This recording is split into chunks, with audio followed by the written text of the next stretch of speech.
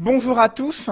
La capitale Yaoundé s'est réveillée avec un dispositif sécuritaire inhabituel mis en place dans certains grands carrefours de la cité capitale. Cette mobilisation des ressources logistiques et humaines de la gendarmerie nationale et des forces anti-émeutes est une décision du gouvernement après avoir dénoncé l'organisation d'un mouvement insurrectionnel pour renverser les institutions démocratiquement élues. Selon la nouvelle expression, le mouvement pour la renaissance du Cameroun a été placé sous haute surveillance dans les villes de Douala, Bafoussam et Yaoundé. Le ministre de l'administration territoriale a instruit les gouverneurs de mettre hors d'état de nuire toute personne qui oserait suivre le mot d'ordre de manifestation lancé par le professeur Maurice Kamto. À travers ces multiples sorties médiatiques, le gouvernement promet d'écraser les manifestations selon le quotidien Le Jour. Selon les journaux Émergence et The Guardian Post, ces différentes prises de position gouvernementales traduisent plutôt la panique au sein du sérail. Cependant, le journal Cameroun Tribune estime que des Camerounais désapprouvent des manifestations annoncées par le MRC. Dans ce contexte de tensions politiques, les ambassades d'Allemagne et des États-Unis au Cameroun redoutent des émeutes durant la journée du 22 septembre 2020. Malgré les explications sur le caractère pacifique de ces manifestations du MRC et l'appel à un encadrement sans heurte de ces manifestations, le professeur Maurice Kamto n'a pas convaincu le RDPC, le secrétaire national à la communication du parti au pouvoir. Le professeur Jacques Famdongo pense que la marche pacifique, patriotique et républicaine que se propose d'organiser le MRC est illégale, anti-républicaine, insurrectionnelle, utopique et dolosive. Au regard de ce bras de fer entre le parti au pouvoir, le gouvernement d'un côté et le MRC et ses alliés de l'autre, l'interdiction des manifestations publiques et la mobilisation de la puissance publique sont-elles les signes d'un état de droit au Cameroun? Entre la révision du système électoral, la résolution de la crise anglophone et la malgouvernance, que valent la revendication de ces forces du changement? La réponse musclée et les menaces à peine voilées du gouvernement sont-elles appropriées face à ces revendications?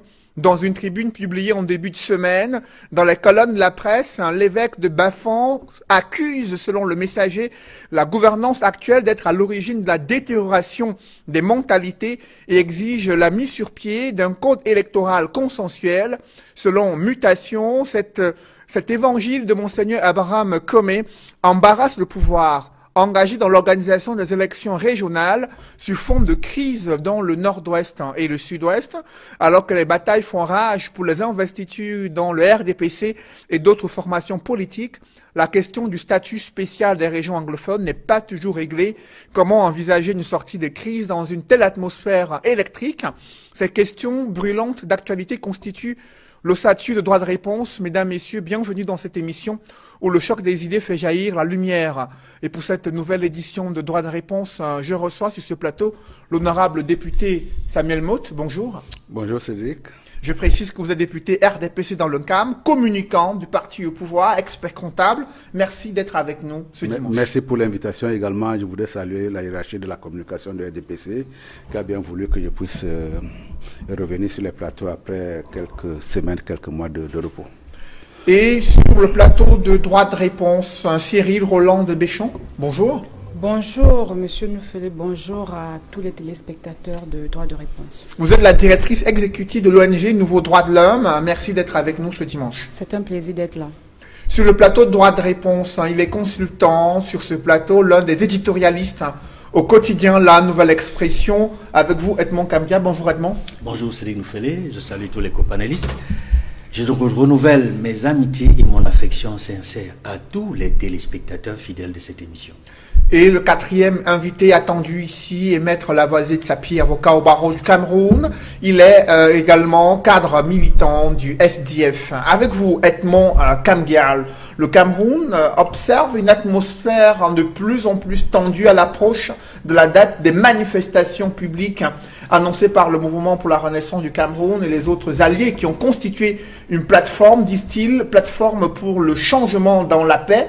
Que pensez-vous de cette réponse musclée de la part du gouvernement concernant ces différentes manifestations?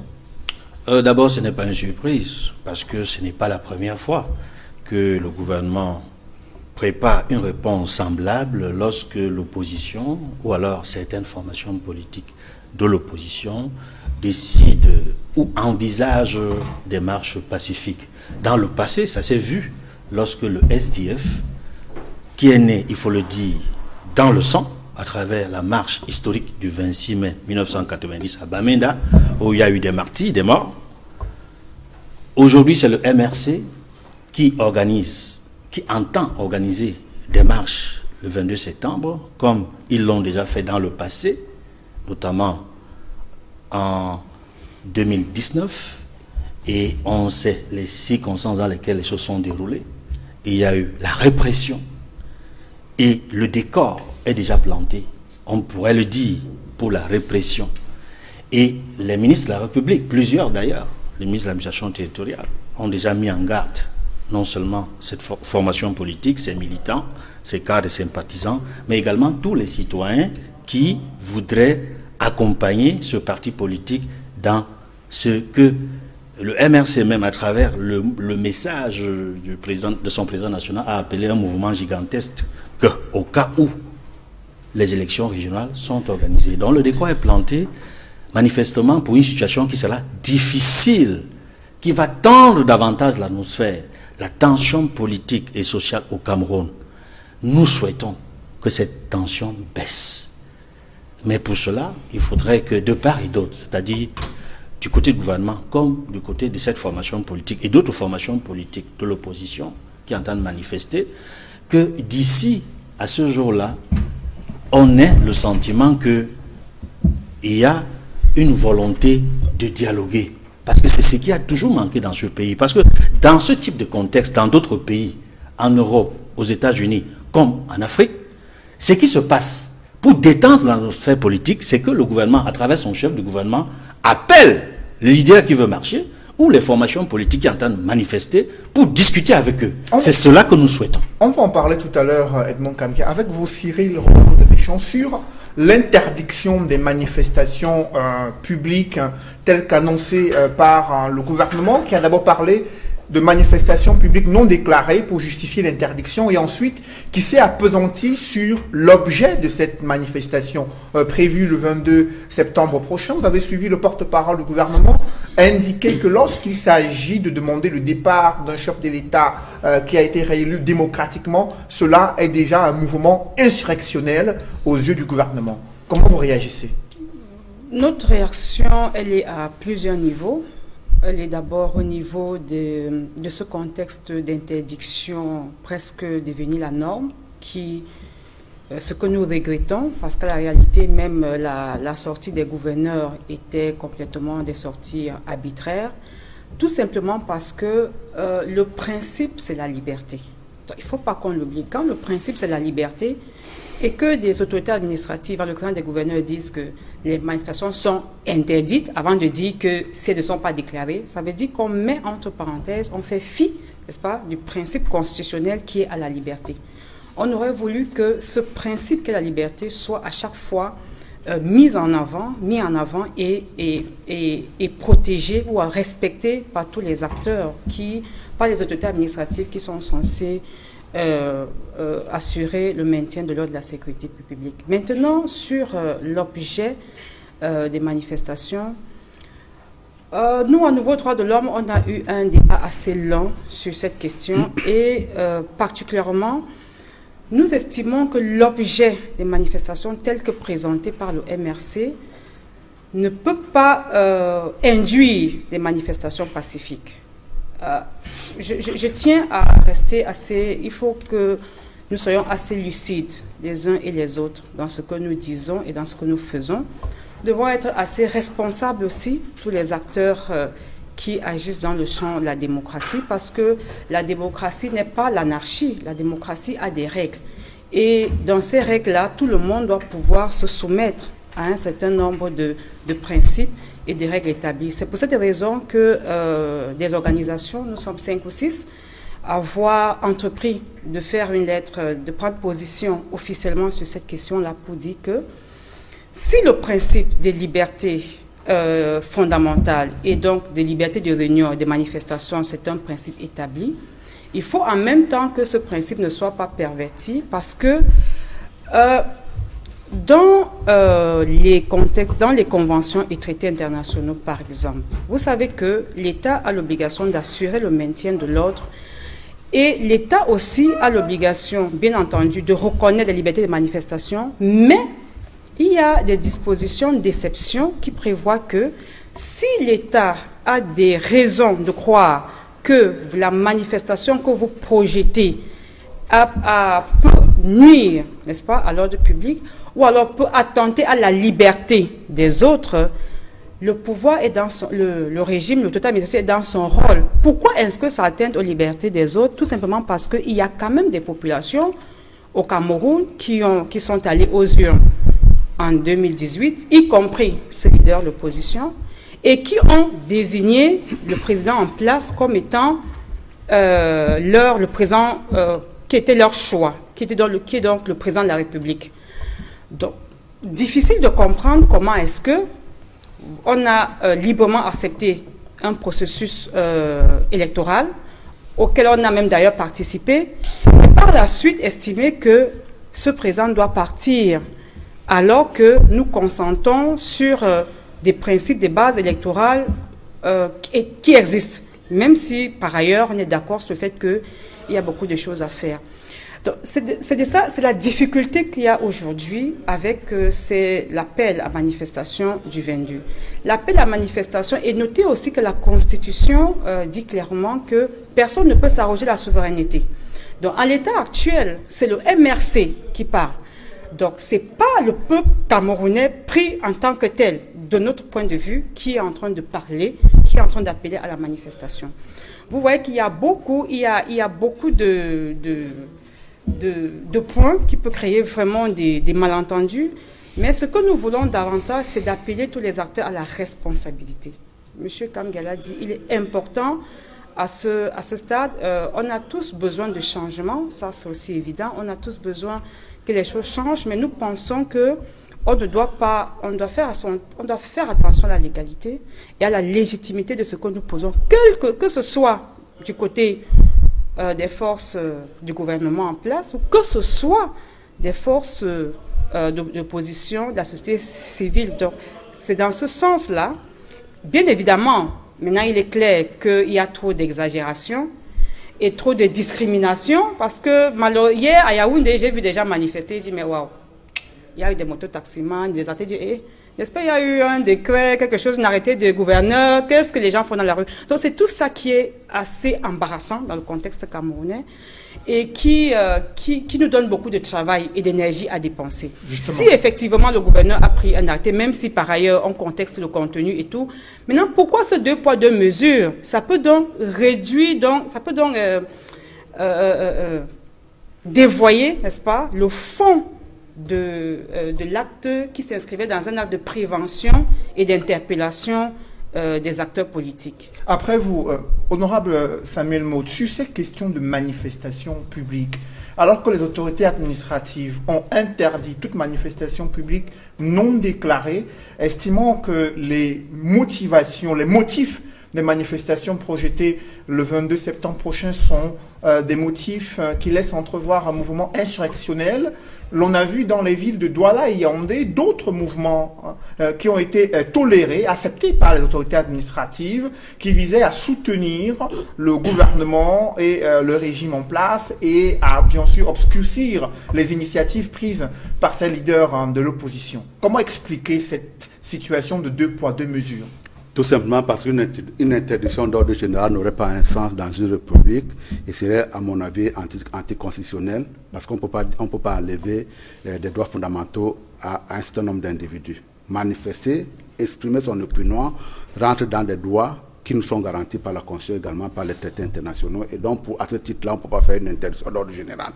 Je n'ai pas très bien lu les textes, les arrêtés vouloir les décisions des gouverneurs auxquelles vous faites allusion, mais il me semble que ce n'était pas une interdiction d'ordre général. À partir du moment où, effectivement, il y a une déclaration qui est faite, c'est le principe, il est constitutionnel, il est également inscrit dans la loi de 1990. Normalement, l'autorité administrative se doit d'examiner pour pouvoir voir si on peut manifester ou pas.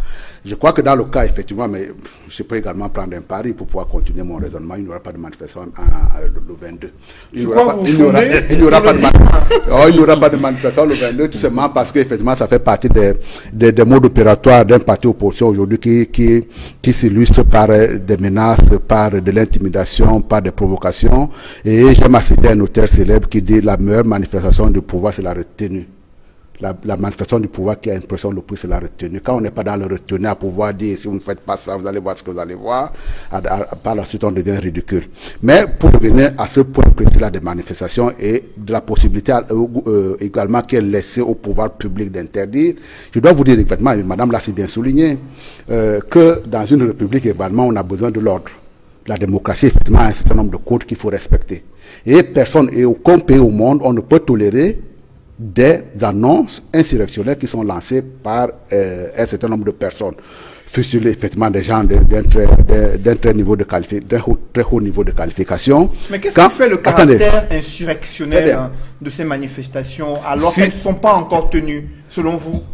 Si vous admettez avec moi qu'effectivement, que lorsqu'on est dans une dynamique insurrectionnelle, on peut évidemment perdre son droit à pouvoir organiser un événement comme celui-là, effectivement, on peut commencer à raisonner. Je voudrais insister là-dessus. Même en 1789, à l'époque, on venait de guillotiner le roi, où effectivement, on pense qu'effectivement, on s'installe un esprit de contestation à l'intérieur du corps social. Vous voyez très bien, quand on dirige la déclaration de l'homme et du citoyen, on s'empresse, après avoir énuméré quelque part que les hommes naissent égaux et en droit et en devoir, à l'article 4, on tient à mentionner qu'effectivement, que cette liberté a un certain nombre de limites à condition que cette limite-là soit inscrite quelque part dans la loi. Lorsque vous allez un peu plus loin, lorsque cette fameuse déclaration est reprise sur le plan international, là également vous allez voir qu'il y a une panoplie de limites sur lesquelles il va revenir un peu plus tard. Et donc pour cette raison-là, dans le cadre également de notre corpus juridique, vous verrez très bien qu'effectivement, c'est consacré dans la Constitution qu'on peut s'exprimer librement, c'est ce que nous faisons aujourd'hui. La personne également qui lance le mot d'ordre insurrectionnel, c'est également une liberté d'expression. Mais il faut bien admettre qu'à un moment donné, cette liberté d'expression-là est bel et bien encadrée en disant effectivement, à condition que vous respectez un certain nombre de lois, c'est ce que la loi de 1990 nous enseigne, effectivement on peut vous donner la possibilité de manifester. Très bien. Alors, la personne à laquelle on recourt pour pouvoir savoir si on peut manifester, qu'on le veuille ou pas, c'est une autorité administrative consacrée ici par un sous-préfet de la République. Et ce sous-préfet de la République, on lui dit effectivement deux choses. Première chose, lorsqu'on vous a déclaré une manifestation, vous devez vous empresser de délivrer un récépissé. Mais devoir vous est également fait de dire, d'analyser, pour pouvoir voir si le conseil est favorable pour pouvoir donner, pas l'autorisation, laisser libre manifestation aux gens effectivement qui veulent manifester.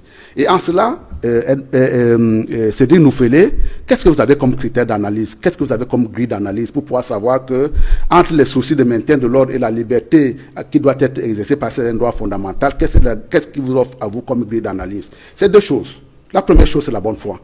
C'est-à-dire que là, lorsque moi je viens vers vous en tant qu'autorité administrative en disant que je veux manifester, je dis bien effectivement c'est une manifestation pacifique. Dans le cas d'espèce, on n'a même pas pris ces précautions-là pour dire que c'est une manifestation pacifique, on l'a inscrit dans l'insurrection. Parce qu'on veut chasser un président de la République, elle ne peut plus être manifeste, elle ne peut plus être pacifiste, ce genre de manifestation. Mais premièrement, je vous dis, je peux être pacifiste. Je dois rentrer dans mes entrailles pour pouvoir essayer de décoder, pour pouvoir savoir si, en tant qu'individu, en tant que leader d'opinion, est-ce que vous pouvez, à travers cet événement-là que vous voulez organiser, vous pouvez effectivement le contenir pour pouvoir en faire un événement pacifique. Si vous avez franchi cette grille d'analyse, effectivement, en toute bonne foi, on peut vous donner. Mais là également, lorsque vous avez le doute, vous vous référez à quoi? Au fait précédent. C'est-à-dire que lorsque telle personne a l'habitude de manifester, quelles sont les conséquences qu'on peut en tirer? Qu'est-ce qu'il y en a eu comme conséquences? Parce que quand vous mettez en relief entre les Bensikinaires qui fonctionnent, qui manifestent pacifiquement à Yaoundé et à Douala, et les gens qui, depuis 2018, appellent à l'insurrection, le fait précédent ne plaide pas pour des gens qui, depuis 2018, ont dit effectivement, je vais faire semblant de participer à une élection présidentielle. Vous n'êtes pas autorisé. Attendez. j'ai fait semblant de participer à une manifestation et du coup, finalement, c'était juste pour, non pas à une manifestation, à une élection présidentielle, mais en réalité, le but du jeu, c'était de dire, une fois qu'on a fait semblant de voter, à ce moment-là, on descend dans la rue pour pouvoir dire descendez parce que j'ai gagné. Le fait extérieur en ce qui concerne le MSC ne plaide pas. Et encore une dernière fois, au-delà de ce fait précédent-là, la bonne foi, elle est caractérisée. Vous citez les faits précédents, honorable Samuel Maud. Durant les manifestations organisées en janvier 2019 et en juin 2019, il n'y a eu aucune casse qui a été observée dans les villes de Douala. Il n'y a eu aucun mouvement insurrectionnel observé. On a plutôt vu des arrestations musclées des militants de cette formation politique et le maintien en détention durant plusieurs mois. D'où vient donc le fait que vous estimez qu'il y a eu un précédent concernant les insurrections? Non, il y a un précédent et ce n'est pas parce que ça n'a pas marché que ça n'en fait pas un précédent. Je voudrais également que nous sommes dans le passé, là tout à l'heure aussi, vous avez ouvert l'émission en déclarant tout haut et fort qu'on a cadré toute la ville de Yaoundé. On est dans un milieu sensible dans lequel les procédures doivent être appliquées. C'est-à-dire que la procédure vous dit seulement quand il y a une menace, et là elle est réelle, même si elle ne donne pas beaucoup d'importance parce qu'il sait que les gens ne descendront pas, la personne qui gère en back-office l'ensemble de ces procédures-là, il dit tout simplement, à partir du moment où il y a une menace quelque part, voilà ce que je dois dérouler comme arsenal. Et ce n'est pas parce que les gens sont dans les rues aujourd'hui que forcément, ça est un événement majeur qui va se passer. Il sait très bien que si jamais il ne l'a pas fait, et que les gens sont descendus, on va lui demander des comptes à lui. Donc, peu importe, on ne lui demande pas son anticipation personnelle. Sur le plan des codes, on lui a tout simplement dit que lorsqu'il y a une menace, voilà ce qu'il faut faire. Et en ce qui concerne l'application de cette procédure, il fera l'essentiel. Même si, par ailleurs, il a une option plus ou moins contraire par rapport aux conséquences que ça peut avoir, il appliquera tout de même la procédure. Et en ce qui concerne effectivement les événements de 2019, mais la demande également insurrectionnelle, l'appel à l'insurrection était réel. Et ce n'est pas parce qu'on s'est retrouvé deux dans la rue et que ça n'a pas pris, le feu n'a pas pris, que forcément on va dire qu'effectivement dans ce cas-là on n'a pas manifesté. Et encore une dernière fois, en ce qui concerne, pour pouvoir arrêter là-dessus, les descentes de 2019, on ne peut pas dire que non plus que ça a été d'un pacifisme absolu, hein, puisque vous allez également dénombrer qu'il y a des gens pareils qui ont été blessés, et donc on doit éviter effectivement qu'on en arrive à blesser un certain nombre de citoyens, des citoyens de l'opposition. Après vous, on accueille sur ce plateau Maître Lavoisier de Sapi, bonjour.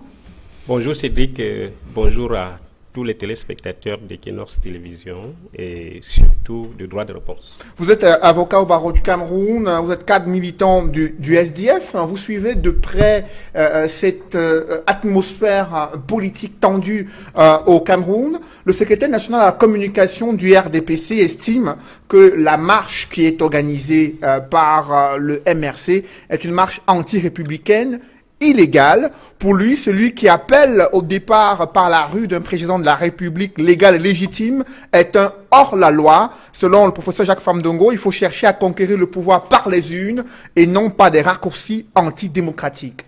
Comment appréciez-vous la réaction du RDPC face à ces manifestations publiques annoncées pour le 22 septembre prochain?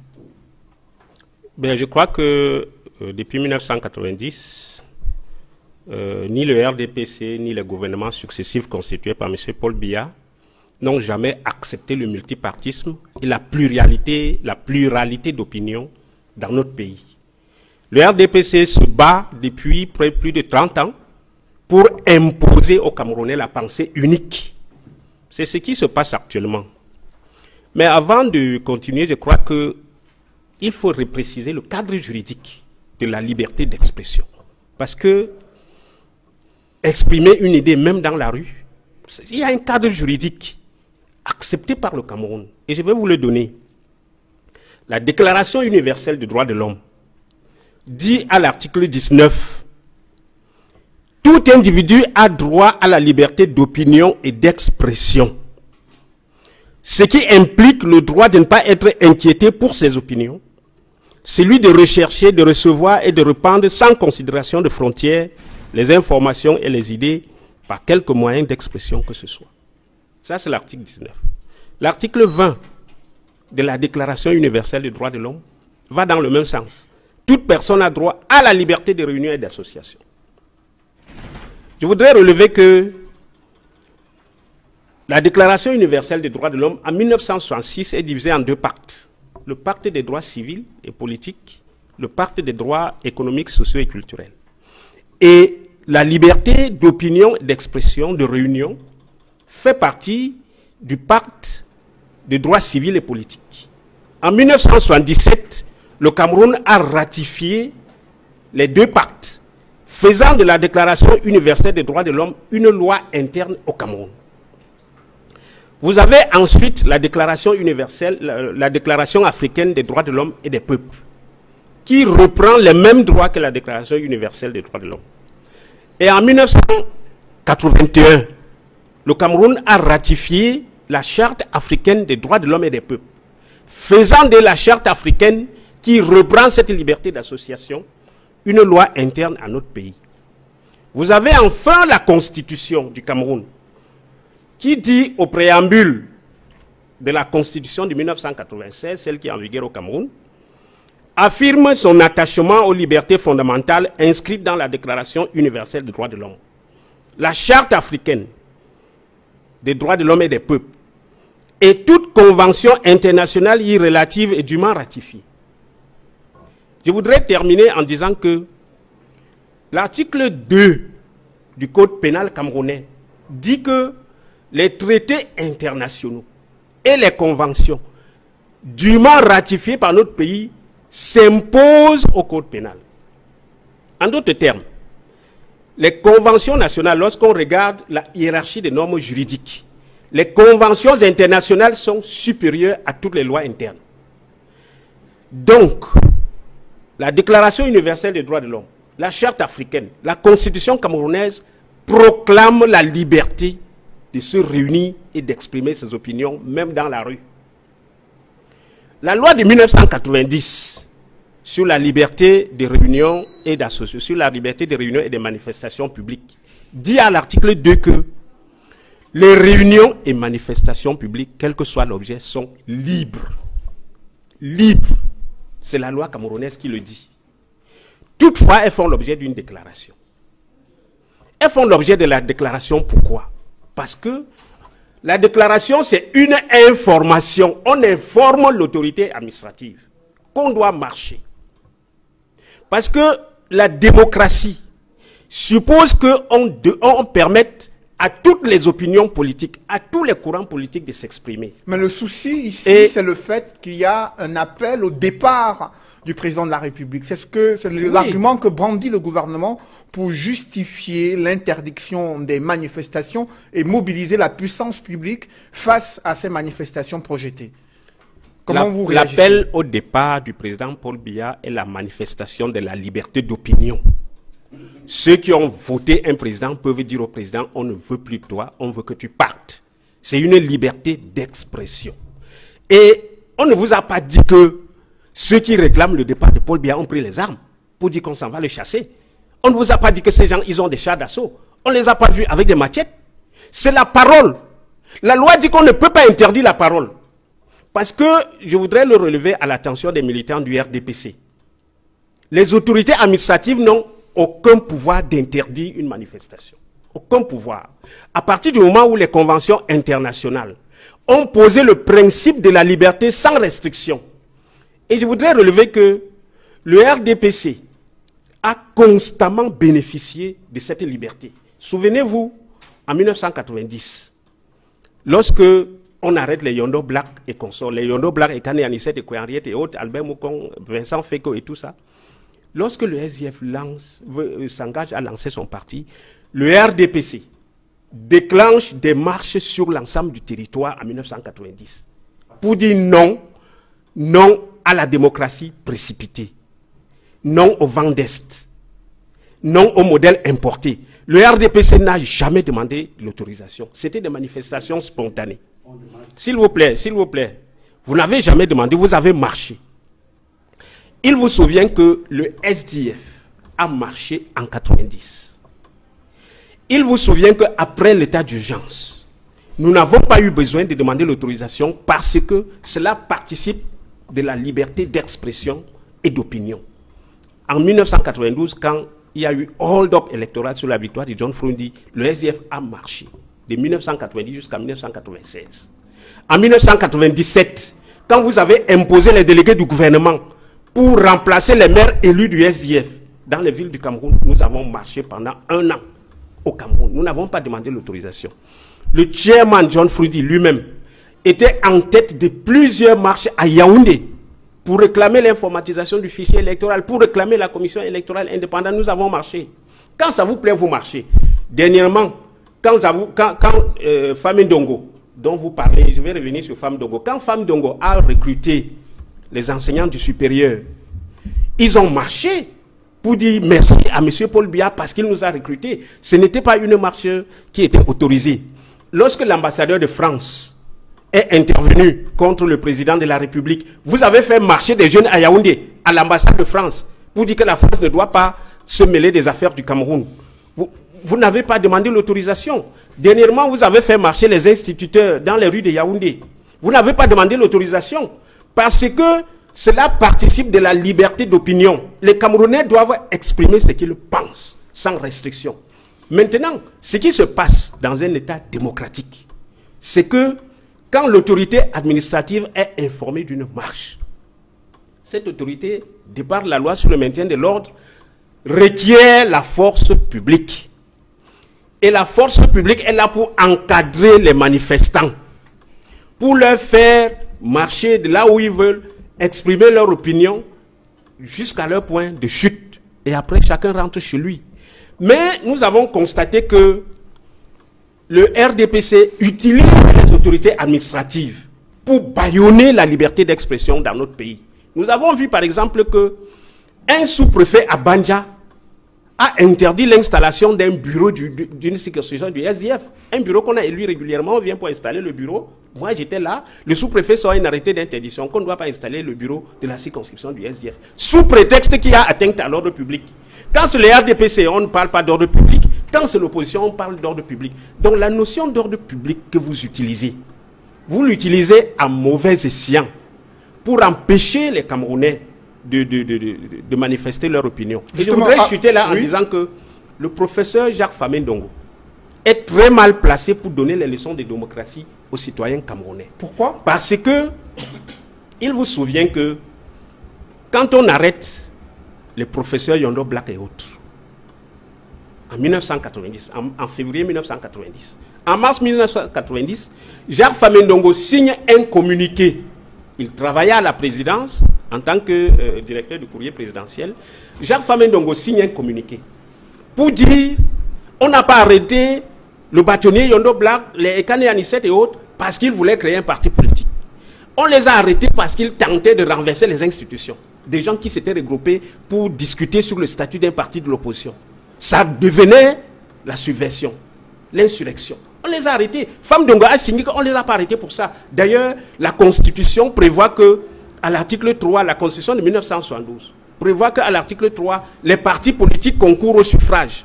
Vous retrouvez cette expression dans le texte que Fami Ndongo a signé en 2020. Cette année, qu'il vient de signer en septembre 2020, la compte Camto, vous retrouvez les expressions qu'il a utilisées en 90. Quand il dit ça, que la création d'un parti politique n'est pas interdite, le SDF déposait ses statuts. Et quand on veut lancer le SDF, c'est le même Jacques Fami Ndongo, conseiller du président de la République, qui conseille qu'on militarise Bamenda et qu'on tue les citoyens. Parce qu'on voulait lancer un parti politique. Donc vous voyez que ce monsieur n'est pas bien placé pour donner les leçons de démocratie. Parce que c'est l'un des idéologues de la dictature que nous connaissons dans ce pays. Ça dit que quand ça lui convient, il vous dit ça, c'est pas bien, ça, c'est pas bien. Quand c'est le RDPC, on trouve que tout est parfait. J'ai dit non. Il faut que les Camerounais manifestent. Le 22, il y aura marche, M. Mott. Après vous, justement... il y aura marche. Les gens vont descendre dans la rue, même le SDF. Vous retrouverez les militants du SDF. Parce que ce que le MRC réclame aujourd'hui, c'est ce que le SDF réclame depuis 1990. On va justement parler du fond de ces revendications tout à l'heure.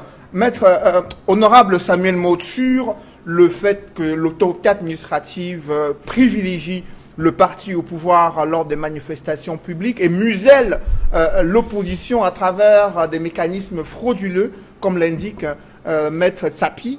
Que répondez-vous? Non, les mécanismes ne sont pas frauduleux, mais je peux bien comprendre que vous puissiez utiliser ce thème-là parce qu'il a été dans l'égarement tout à l'heure. Je crois que cet égarement-là vous a emporté vous aussi.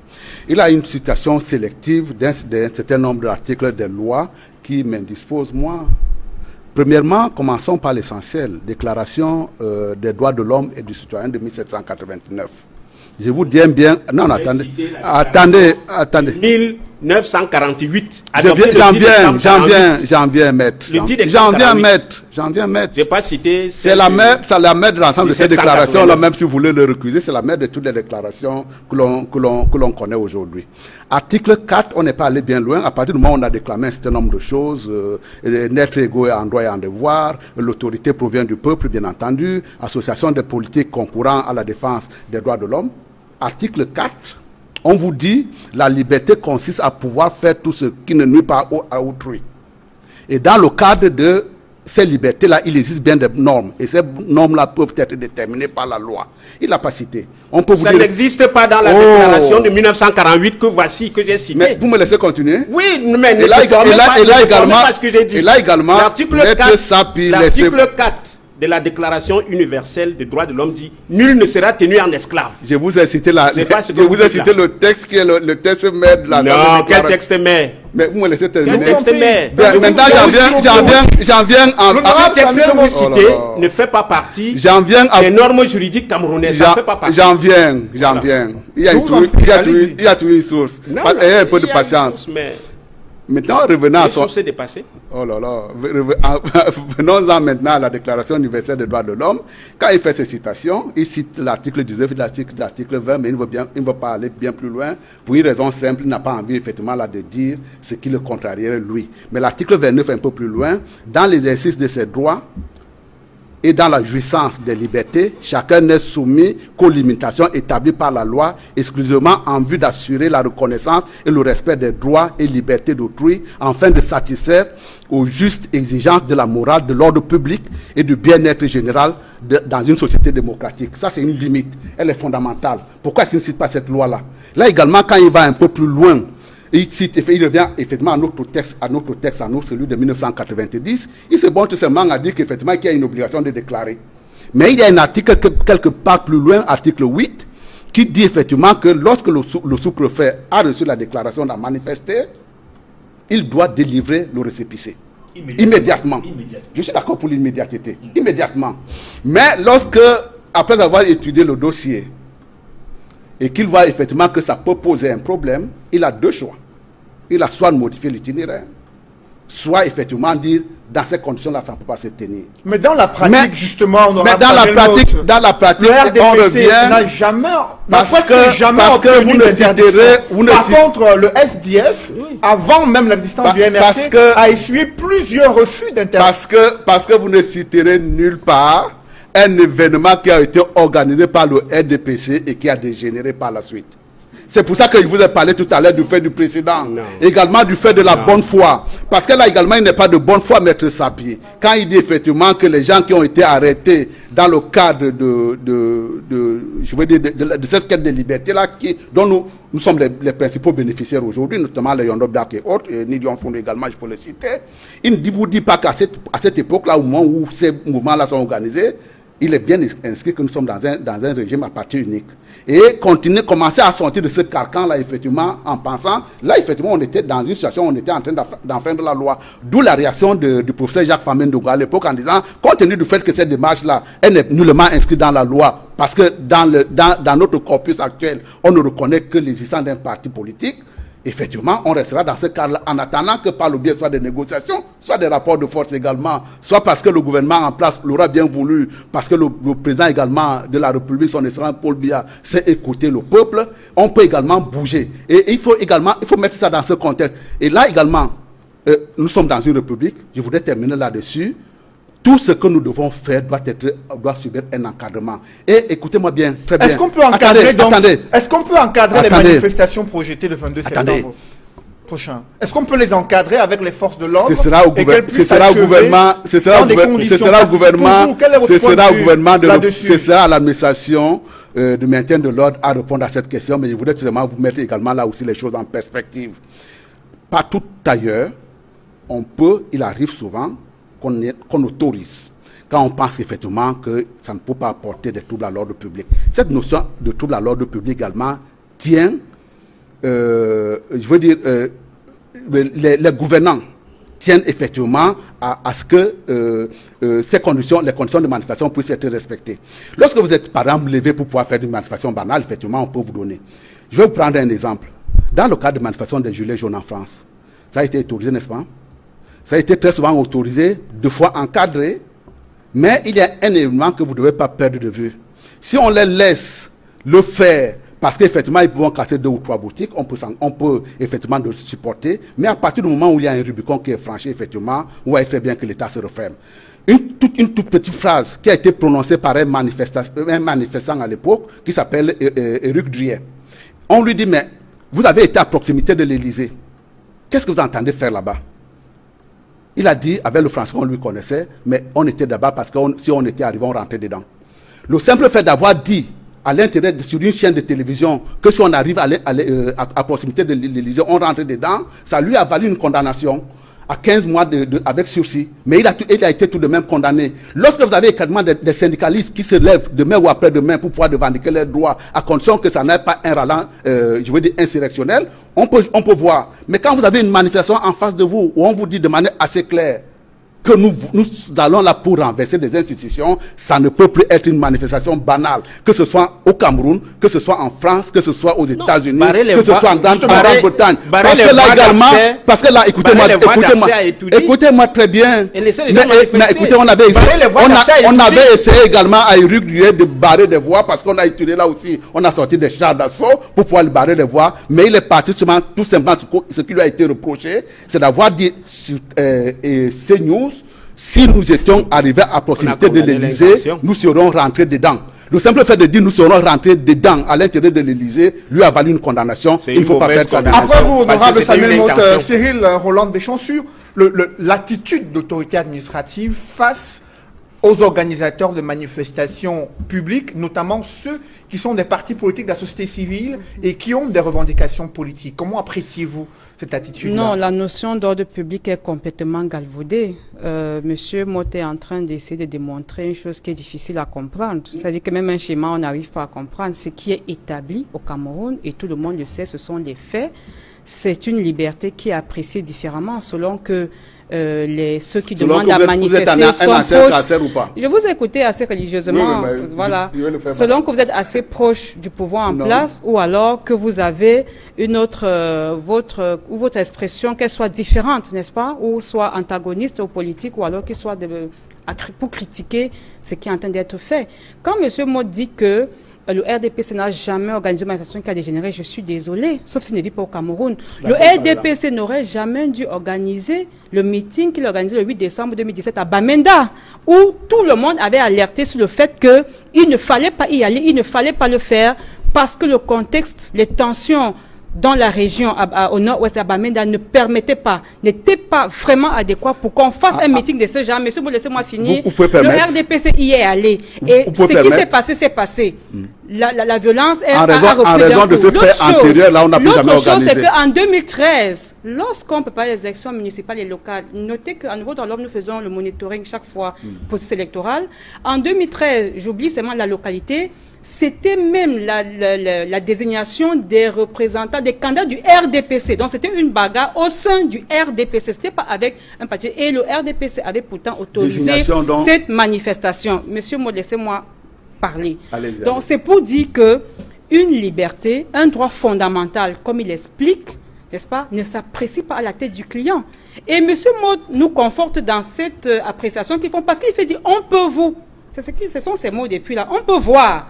On peut vous accorder, mais ce n'est pas possible. Ce n'est pas de ça qu'il s'agit. Il ne s'agit pas de voir. Ça doit pas vous plaire. Il s'agit de laisser, de respecter en fait ce droit. Et respecter ce droit en droit veut dire que vous laissez les gens faire ce qu'ils ont à faire. Parce que vous vous abstenez de vous abstenez, vous l'autorité, n'est-ce pas, à bloquer leurs droits. C'est de ça qu'il s'agit en matière de liberté fondamentale. Il ne s'agit pas de voir si est-ce que ce que je veux dire plaît au régime ou pas.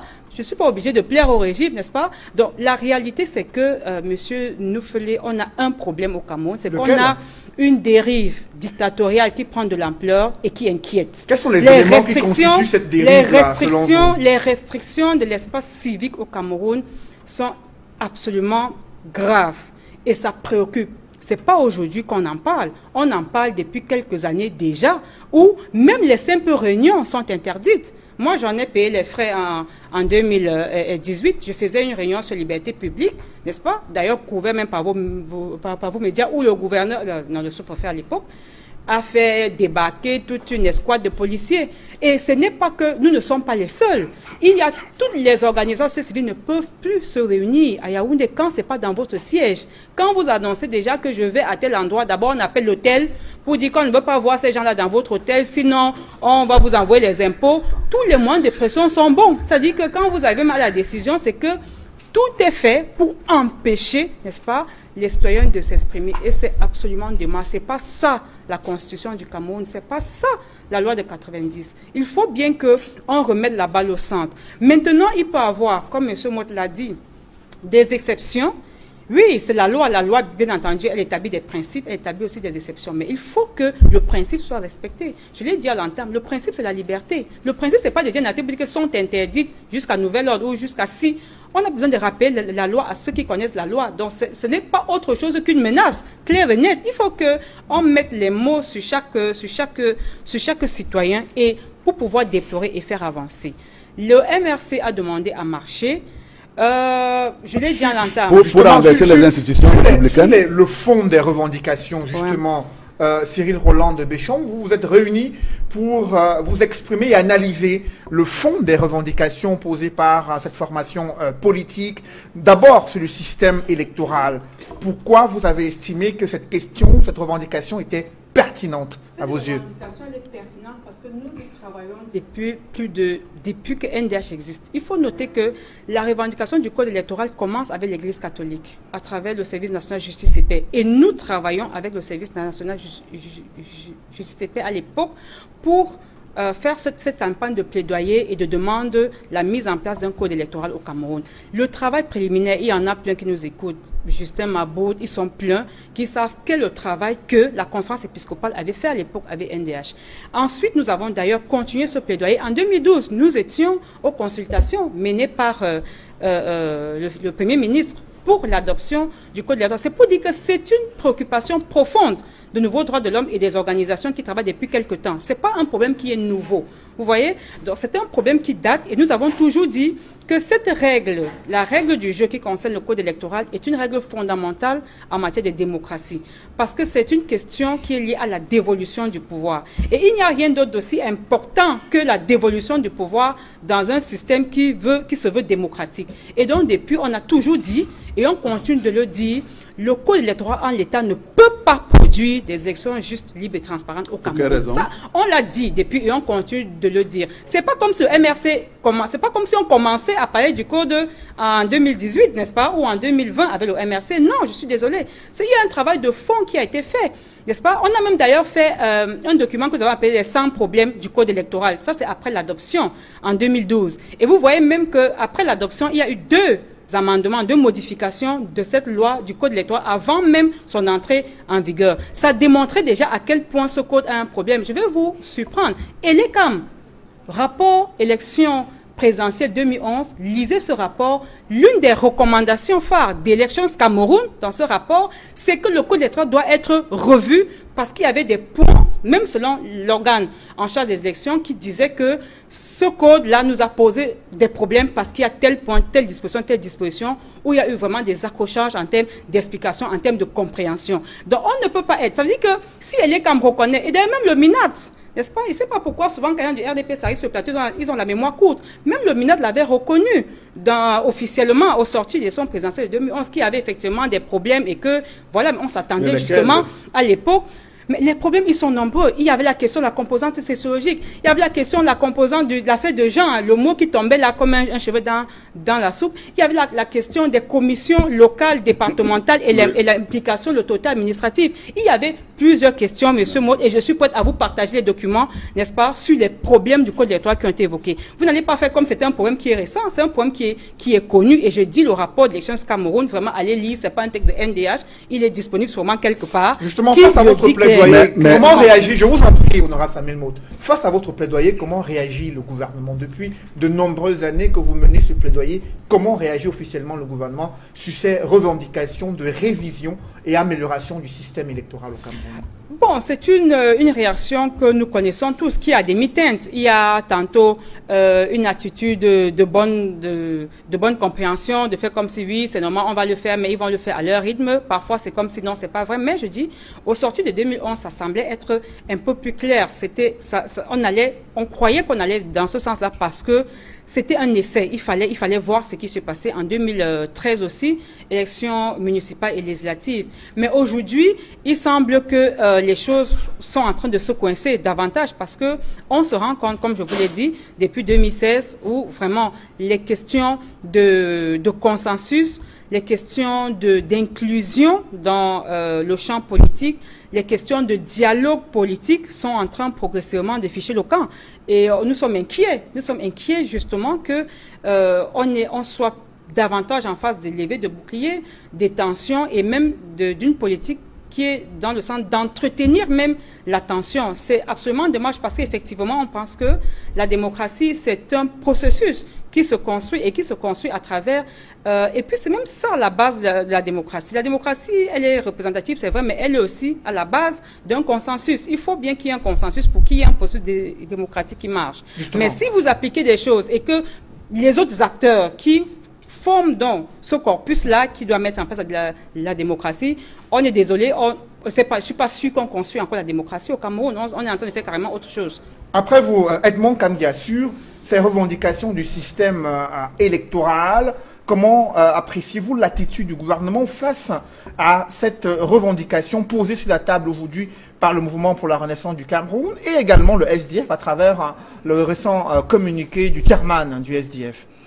Je voudrais d'abord faire une précision par rapport au débat tout à l'heure qu'il y a eu sur les textes, deux textes, notamment le texte que citait M. Motte de 1789 sur la Déclaration des droits de l'homme et du citoyen et la Déclaration universelle des droits de l'homme du 10 décembre 1948 que citait Maître Tsapi. Je voudrais juste... Je l'ai cité aussi l'autre dernier.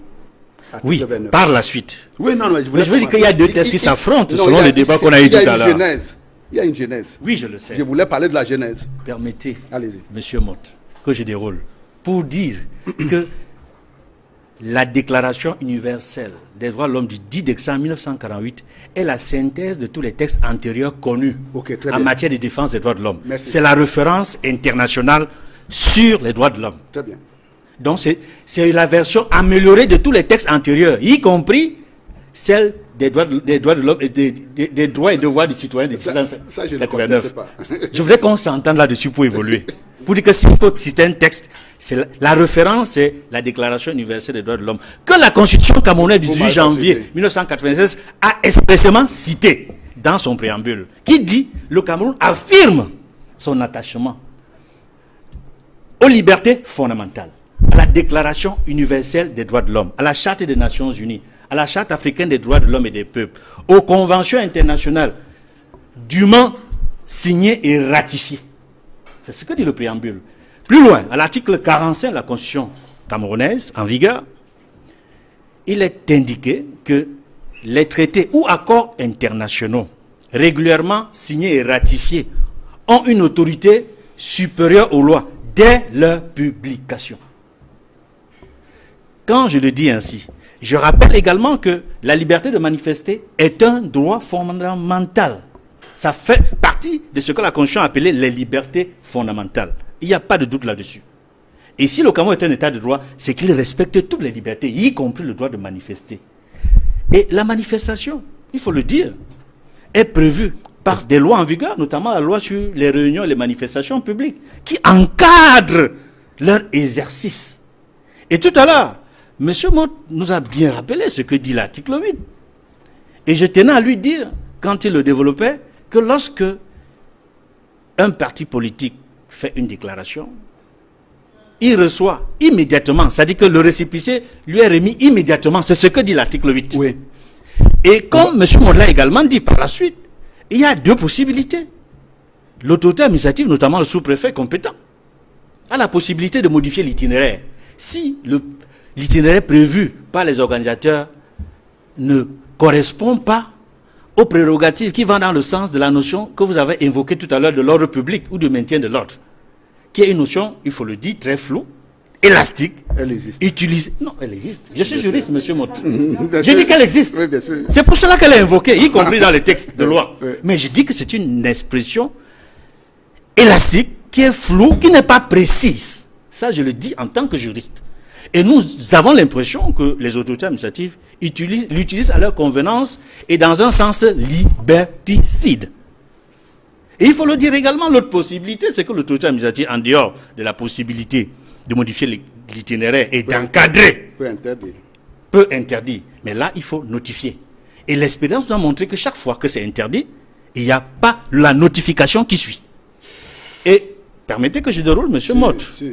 Je n'ai pas terminé. Allez-y, allez-y. Ce sont des préalables importants pour répondre à la question que pose monsieur Noufélé. Le Cameroun est-il dans un état d'urgence? La réponse est non. Le Cameroun est-il sous état d'exception? La réponse est non. Le décor que l'on voit planter déjà à Yaoundé et qui s'annonce à Douala et à Bafoussam ne correspondent pas à un cadre juridique normal où le Cameroun, où les Camerounais doivent exercer librement leur liberté fondamentale. C'est un décor qui ressemble à un pays dans l'état d'urgence ou dans un état d'exception. Je tenais à le dire. Je n'ai pas terminé, monsieur Mott. On a eu le même décor. Je n'ai pas terminé, monsieur On a eu le Mott. même décor aux Champs-Élysées. Je vous en prie, honorable Samuel Modi. Je suis au Cameroun, je ne suis pas aux Champs-Élysées. Je parle des lois camerounaises. Je parle des textes, accords, traités internationaux dûment signés, ratifiés par le Cameroun, qui font partie et qui ont même une autorité supérieure à nos lois. Article 45 de la Constitution. Je le rappelle pour que vous le compreniez, monsieur Mott. Je parle du Cameroun et des textes que nous avons dûment ratifiés et signifiés. Et je dis que ce décor ne correspond à l'état d'urgence, à l'état d'exception, et non pas dans un cadre normal. Mais le gouvernement justifie cette mobilisation par les risques d'un mouvement insurrectionnel projeté par le mouvement pour la renaissance du Cameroun. Est-ce que l'argument visant à contrecarrer un mouvement insurrectionnel peut justifier cette mobilisation des ressources logistiques de la gendarmerie nationale et des forces anti-émeutes dans ces villes? Si nous étions, comme je le dis tantôt, dans un cadre d'état d'urgence ou d'état d'exception, on comprendrait ces mesures exceptionnelles. J'ai dit, on comprendrait ces mesures exceptionnelles. Mais nous ne sommes pas dans un cadre d'état d'exception ni d'état d'urgence. Plus grave, des gouverneurs, à la suite du ministre de l'administration territoriale, ont pris des textes visant à interdire des manifestations publiques en violation de la Constitution. Parce que ces textes sont anticonstitutionnels. Pourquoi? Parce que la loi donne la compétence exclusive à une autorité administrative qui s'appelle le sous-préfet. Lui seul peut changer l'itinéraire ou interdire et notifier. C'est ce que dit l'article 8 de cette loi. Mieux, c'est l'autorité administrative compétente, c'est-à-dire que compétente territorialement, ne peut le faire que lorsqu'il a reçu la déclaration. C'est-à-dire que tant qu'il n'a pas reçu la déclaration, il n'est pas fondé à poser un acte. Il reçoit la déclaration, il apprécie, et il décide. Soit il remet le récépissé, soit il l'interdit. C'est le sous-préfet, ce n'est pas le gouverneur, ce n'est pas le préfet, je le précise. Parce que nous avons assisté il y a quelques jours, dans la Sanaga maritime, à un événement qui s'est déroulé alors que les autorités administratives avaient interdit toute manifestation publique. Nous avons vu le secrétaire du comité central du RDPC violer allègrement la loi. Alors que l'autorité administrative de la Sanaga maritime, le sous-préfet du coin, ont interdit les manifestations. Il a violé cette interdiction. Il allait organiser un événement du côté d'Équiterre avec une tendance de l'UPC qui est membre du G20. C'est-à-dire, cela, cette tendance de l'UPC qui a accompagné le RDPC dans sa campagne électorale pour l'élection du président Paul Biya en 2018. Je dis bien en violation de la loi. On peut le vérifier. Allez le vérifier. Cela montre que ce qu'on a souvent dit sur ce plateau, c'est-à-dire la confusion et l'amalgame entre l'État et le parti et le RDPC, ça se vérifie. Je vous dis, M. Jean Kouété est allé en violation de la loi faire un événement, organiser un événement, certes, pour adouber, pour soutenir le membre de l'UPC qui faisait cet événement le 13 septembre à l'occasion de cet événement qui rappelle la mort de Oumyombe, dans un cadre où l'autorité administrative a interdit toute manifestation. Mais M. Kamga, vous oubliez de dire que même les membres de l'UPC, ceux qui ont organisé cette affaire-là, Oui. sont des personnes illégitimes. Tout à fait. Il y a une décision J'allais en arriver. au Cameroun Oui. qui ne reconnaît pas ce monsieur Comme secrétaire général, oui. Robert Bapol-Lipote n'est pas secrétaire général de l'UPC. Depuis la dernière décision de justice du même pays, du tribunal administratif, Bon, mais là, du vous- centre là, de vous- Yaoundé. là, vous sortez- De Yaoundé. Vous sortez- Donc Je vous en prie. c'est une double violation. C'est-à-dire le RDPC, pas son secrétaire général, a violé la loi, accompagnant son compère, qui lui aussi a violé la loi, parce qu'il n'avait plus qualité pour agir en son nom à cet endroit où il se trouvait. Ces préalables sont importants, M. Noufeli, pour comprendre que le gouvernement, quand ça l'arrange, il viole ses propres lois. Il viole les propres lois du Cameroun, à travers le RDPC, à travers l'événement que j'ai cité. Mais les autres doivent absolument respecter la loi. Et on soupçonne même les autres des choses qu'ils n'ont pas encore commises, ou qu'ils n'ont peut-être même pas l'intention de commettre, en interdisant a priori un événement pour lequel ils n'avaient même pas encore déposé la déclaration pour que l'autorité exclusivement compétente puisse se prononcer, le sous-préfet et personne d'autre. Ce sont des déclarations liminaires importantes quand on est dans un état de droit, M. Noufeli. Et sur le fond des revendications posées par cette formation politique, notamment le système électoral, on a suivi Monseigneur Abraham Comé qui lui aussi s'est prononcé déplorant un système électoral taillé à la mesure de ceux de l'élite dirigeante du Cameroun et peu favorable à l'éclosion et l'alternance démocratique. Qu'est-ce que vous en pensez? J'ai Edmond Kamga. beaucoup apprécié la sortie de l'évêque de Bafang, Monseigneur Abraham Comé. Il est par ailleurs président de la conférence épiscopale nationale du Cameroun.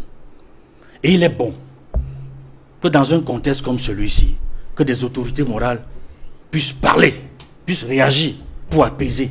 Et c'est ce qu'il a fait.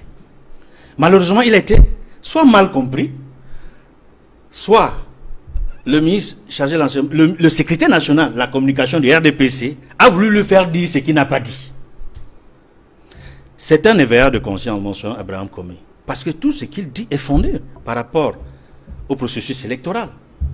Il est important dans un pays que le système électoral soit réformé de manière consensuelle. Je prendrai des exemples dans des pays amis, à côté, voisins, où l'absence du toilettage du code électoral a créé des situations désastreuses. Mais restons sur les revendications fondamentales du MRC et du SDF, parce qu'elles se rejoignent au moins en 2 points. 1. Le règlement de la crise anglophone. 2. La réforme consensuelle du système électoral. Et 3. Pour ce qui concerne le SDF, le débat sur la forme de l'État. Sur le système électoral, qui est fondamental, je rappelle que depuis plus de 20 ans dans ce pays, son éminence cardinal Christian Toumi a toujours dit, dans la majorité de ses interviews, que ce sont les élections mal organisées qui peuvent provoquer la guerre dans ce pays. Et nous voyons depuis quelque temps, à travers ce que le MRC a appelé depuis 2018 le hold-up électoral, ce que le SDF a appelé depuis 1992 le hold-up électoral, et ce que elle quand même reconnaît depuis quelque temps dans ses derniers rapports, la nécessité de modifier un certain nombre de dispositions de code électoral pour que le processus électoral soit juste et équitable pour tous. C'est-à-dire que la plupart des acteurs politiques, de l'opposition, la société civile et même l'ECAM reconnaissent la nécessité de toiletter le système électoral ou au moins le code électoral. Je dis, on peut le vérifier dans les rapports de l'ECAM. Ils insistent là-dessus. Donc, sur cette revendication-là, je pense qu'elle est fondamentale. Il est important qu'en face, on puisse écouter la société civile et les partis politiques, y compris les autorités morales, qui estiment qu'il est bon, il est de bon ton d'apaiser en réglant, en avançant dans le règlement pacifique et politique de la crise anglophone et en améliorant le processus électoral au Cameroun pour ne pas vivre des situations complexes et dangereuses. Après vous, Edmond Kamga, Maître Lavoisier Tchapi, sur ces revendications liées au système électoral et la crise anglophone, pourquoi c'est une urgence aujourd'hui, alors qu'au sein du parti au pouvoir, on estime qu'il faut d'abord aller vers les élections régionales pour parachever le système de la décentralisation au Cameroun? Je pense que le régime du RDPC est visiblement dans une logique insurrectionnelle. C'est le RDPC qui veut déclencher une insurrection au Cameroun, ce n'est pas l'opposition. Et je vais revenir sur le débat juridique pour dire que malheureusement il n'y a pas un avocat sur le plateau, pour dire que nous avons évoqué les textes internationaux qui proclament la liberté de manifestation. Edmond Kambia a évoqué l'article 45 de la Constitution qui dit que ces conventions internationales ont une valeur supérieure aux lois internes. Ça veut dire quoi? Ça veut dire que, et d'ailleurs, l'article 45 de la Constitution rejoint l'article 2 du Code pénal. Ça veut dire quoi? Ça veut dire que il est interdit à une loi interne de restreindre une liberté déjà proclamée par une convention internationale ratifiée par le Cameroun. Tout à fait. C'est interdit. En d'autres termes, la loi de 1990 sur la liberté des associations, sur la liberté de réunion et de manifestation, qui donne le pouvoir au sous-préfet d'interdire une manifestation sous prétexte de troubles à l'ordre public, est une disposition qui viole les conventions internationales. À partir du moment où ces conventions internationales ont une valeur supérieure aux lois, on ne peut plus appliquer la disposition, l'article 8 de la loi de 90 qui donne pouvoir au sous-préfet d'interdire une manifestation. À ce moment, c'est les conventions, s'il vous plaît. À ce moment, c'est les conventions internationales qui prévalent. Que vous citez de manière sélective. Les manifestations, il est interdit de les interdire. Voilà donc, et je disais que le RDPC est visiblement dans une logique insurrectionnelle parce que la crise dans le nord-ouest et le sud-ouest, jusqu'à présent, le pouvoir n'a appliqué que des solutions cosmétiques, des solutions qui effleurent le problème. Les anglophones n'ont jamais demandé que vous recrutez les gens à l'ENAM. Les anglophones n'ont jamais demandé que vous ouvrez une section de la common law, soit à l'ENAM ou à la Cour suprême. Ils n'ont jamais demandé ça. Les anglophones ont un problème fondamental. Self-governance, tel que les anglophones le résument. La self-governance. Ce n'est pas recruter des gens à l'ENAM ou à la Cour suprême qui va régler ce problème. Ce n'est pas recruter 1000 enseignants qui va régler ce problème. Il y a un problème anglophone. Et vous avez vu que le grand dialogue national n'a pas réussi à apporter la solution au problème anglophone parce que, après le grand dialogue national, les combats se poursuivent sur le terrain. Les tueries se multiplient. Soit les forces de l'ordre, soit les populations civiles, les Camerounais meurent en masse dans le sud-ouest et le nord-ouest. On a des déplacés internes, on a des exilés, etc. On a plus de 300 villages aujourd'hui qui sont incendiés, on n'a pas reconstruit, etc., etc. Alors ça fait que le grand dialogue national n'a pas résolu le problème. Pourquoi? Parce qu'au grand dialogue national, les anglophones n'étaient pas représentés. Vous avez choisi quelques gens, comme le RDPC sait le faire, utiliser la fortune publique pour acheter et bâillonner l'expression des citoyens, pour demander à ce que tout le monde chante la même chanson, maintenir pratiquement la pensée unique dans notre pays. C'est ça que vous avez fait au grand dialogue national. Vous êtes en train de me contredire, maître. La loi sur le Code général de la décentralisation n'a pas non plus apporté la solution au problème anglophone. Le SDF a toujours, et le chairman en tête l'a toujours dit, il le dit d'ailleurs depuis qu'il est aux États-Unis, il a accordé plusieurs interviews pour le dire, let's sit and talk. Asseyons-nous et discutons. Discutez avec les anglophones. Vous n'avez pas discuté jusqu'aujourd'hui avec les anglophones. Et pour cela, je dis que c'est le RDPC qui est en train d'inciter le peuple camerounais à l'insurrection. Mais pour le gouvernement, le cadre de dialogue est permanent à travers les rencontres qu'il y a entre les ministres de la République et les représentants de ces populations dans le nord-ouest et le sud-ouest. Plusieurs missions ont été dépêchées dans cette partie du Cameroun pour rencontrer ces populations et recueillir leur avis avis transmis au président de la République. Il y a le coordonnateur du plan présidentiel pour la reconstruction du Nord-Ouest et du Sud-Ouest qui a discuté récemment avec les populations et qui a annoncé que leurs doléances ont été prises en compte dans ce plan de reconstruction pour le Nord-Ouest et le Sud-Ouest. Pour vous, est-ce que cela peut décrisper les tensions et permettre aux leaders politiques d'envisager sereinement l'avenir du Cameroun? Non, je ne le pense pas. Parce que ce plan de reconstruction, j'ai dit qu'on n'a pas adressé la question du fond de la question anglophone. La reconstruction du Nord-Ouest, vous reconstruisez pour qui? Pour des gens qui sont en exil au Nigeria? Pour plus de millions d'anglophones qui sont éparpillés sur l'ensemble du territoire et qui ne sont pas retournés? Vous reconstruisez pour qui? Pour reconstruire, il faut que ces gens, il faut qu'il y ait cessez-le-feu. Il faut qu'on favorise le retour des exilés internes et externes. Il faut qu'il y ait la paix dans ces deux régions. À ce moment, vous pouvez sereinement engager des constructions. Vous allez construire pour des écoles qui ne vont pas fonctionner et qui vont même être détruites. Vous allez faire des ponts que les ambazoniens viendront détruire la nuit, etc., etc. J'ai dit que c'est vraiment ce n'est pas une solution à la crise anglophone. Parce que la vraie solution, comme le SDF l'a toujours dit, c'est le dialogue. Il faut s'asseoir, discuter avec les anglophones et trouver la solution à leurs problèmes. Si on parle du code électoral, je voudrais dire que au lancement du SDF en 1990, le problème s'est posé. En mars 1992, le SDF a boycotté l'élection législative. On nous le reproche jusqu'à aujourd'hui. C'était à cause du code électoral. Et depuis là, nous luttons pour le code électoral. Quand vous avez un code électoral comme celui qui est en vigueur actuellement, un code électoral où 80% du personnel est constitué des militants d'un parti politique, le RDPC. Un code électoral dans lequel on ne retrouve aucun représentant de l'opposition dans les commissions. Il n'y a aucun représentant de l'opposition.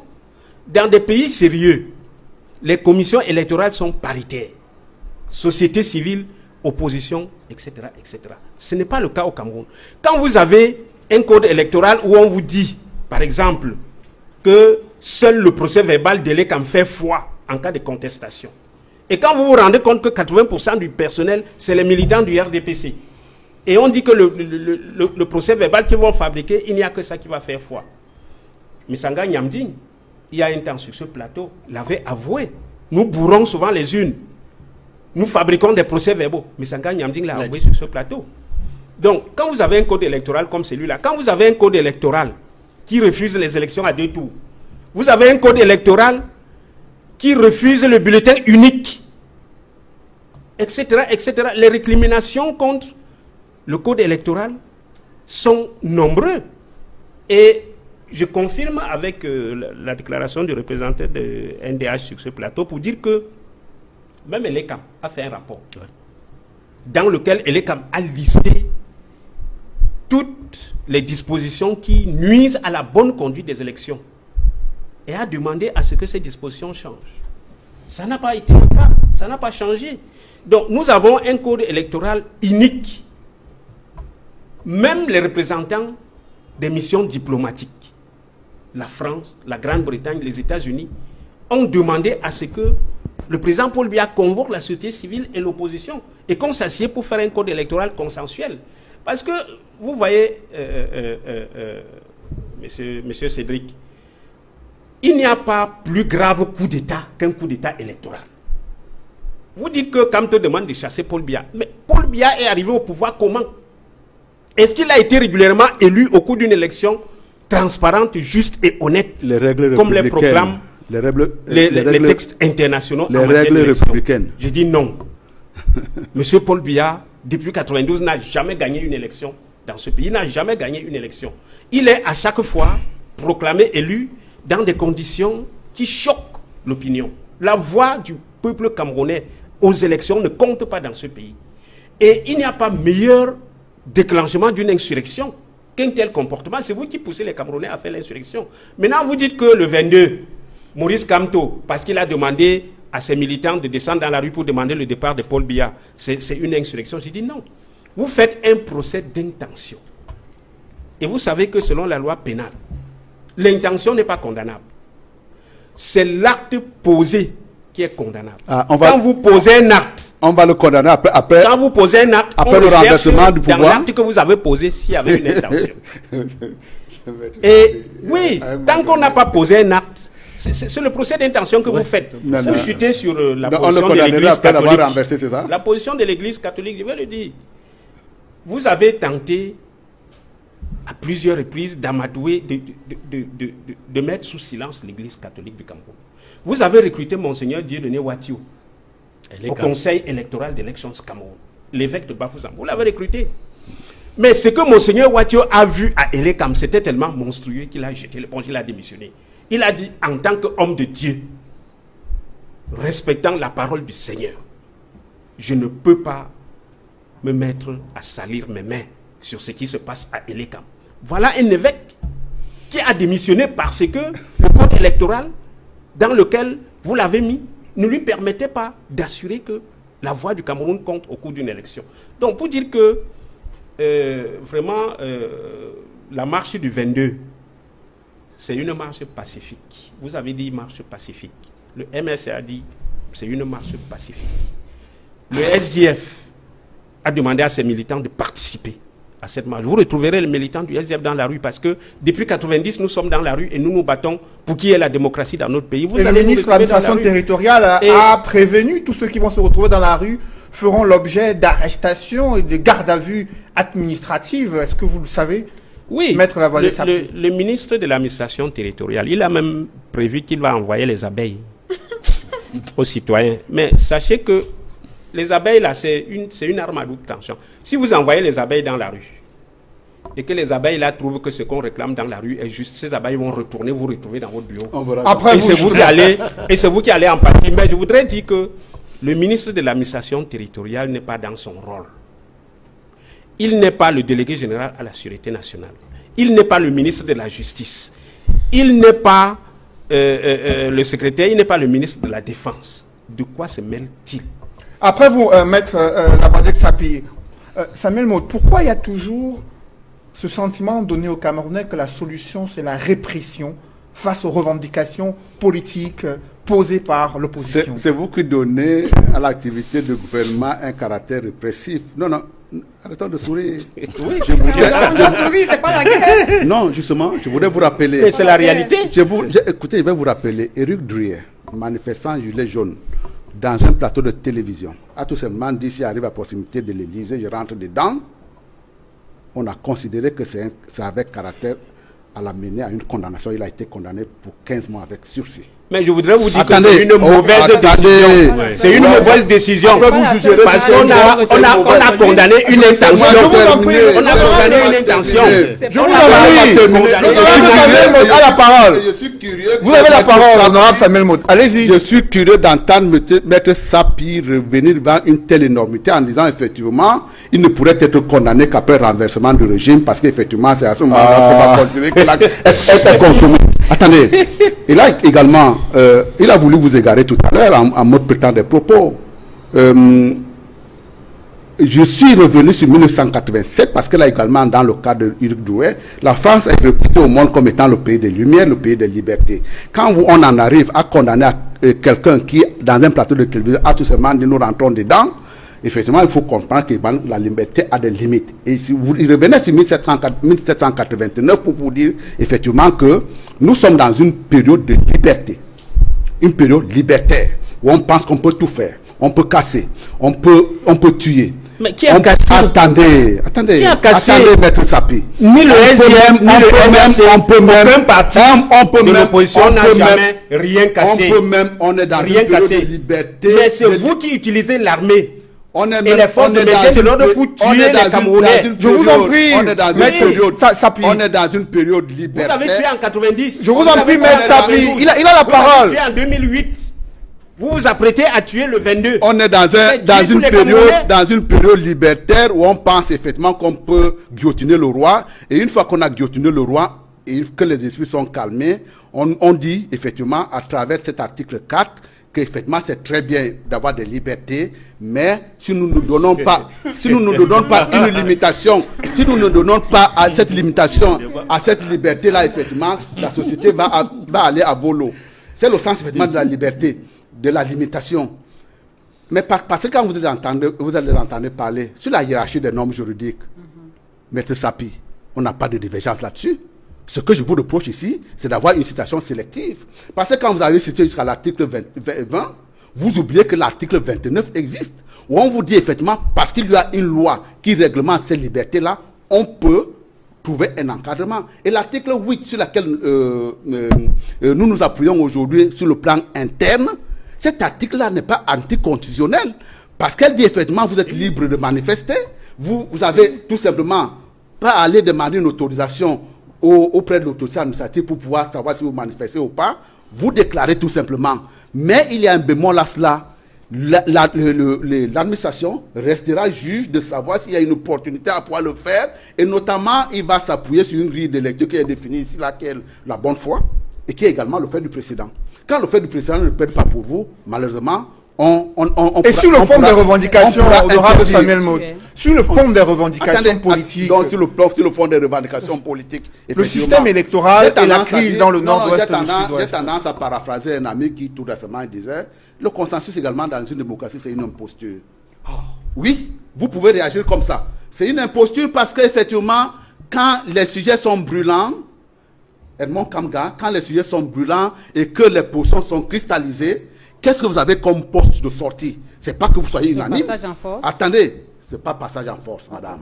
C'est effectivement de recourir. C'est effectivement, c'est le problème, c'est la différence, la divergence, le point de vue divergence profond entre vous et moi. C'est de recourir effectivement à une autorité suprême qui va vous départager.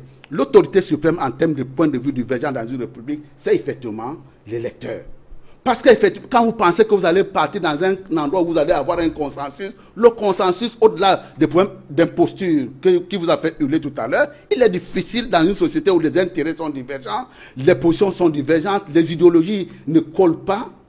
Il est difficile de pouvoir dire à un moment donné, on va être divergent sur tous les points de vue. Mais avant que le lecteur ne départage, il y a les règles du jeu démocratique qui doivent faire l'objet d'un consensus. Et ça me permet d'ailleurs, non, attendez. Sauf si vous estimez que la démarche n'est pas démocratique. S'il y avait moyen à trouver consensus, je crois qu'on l'aurait trouvé un peu plus tôt.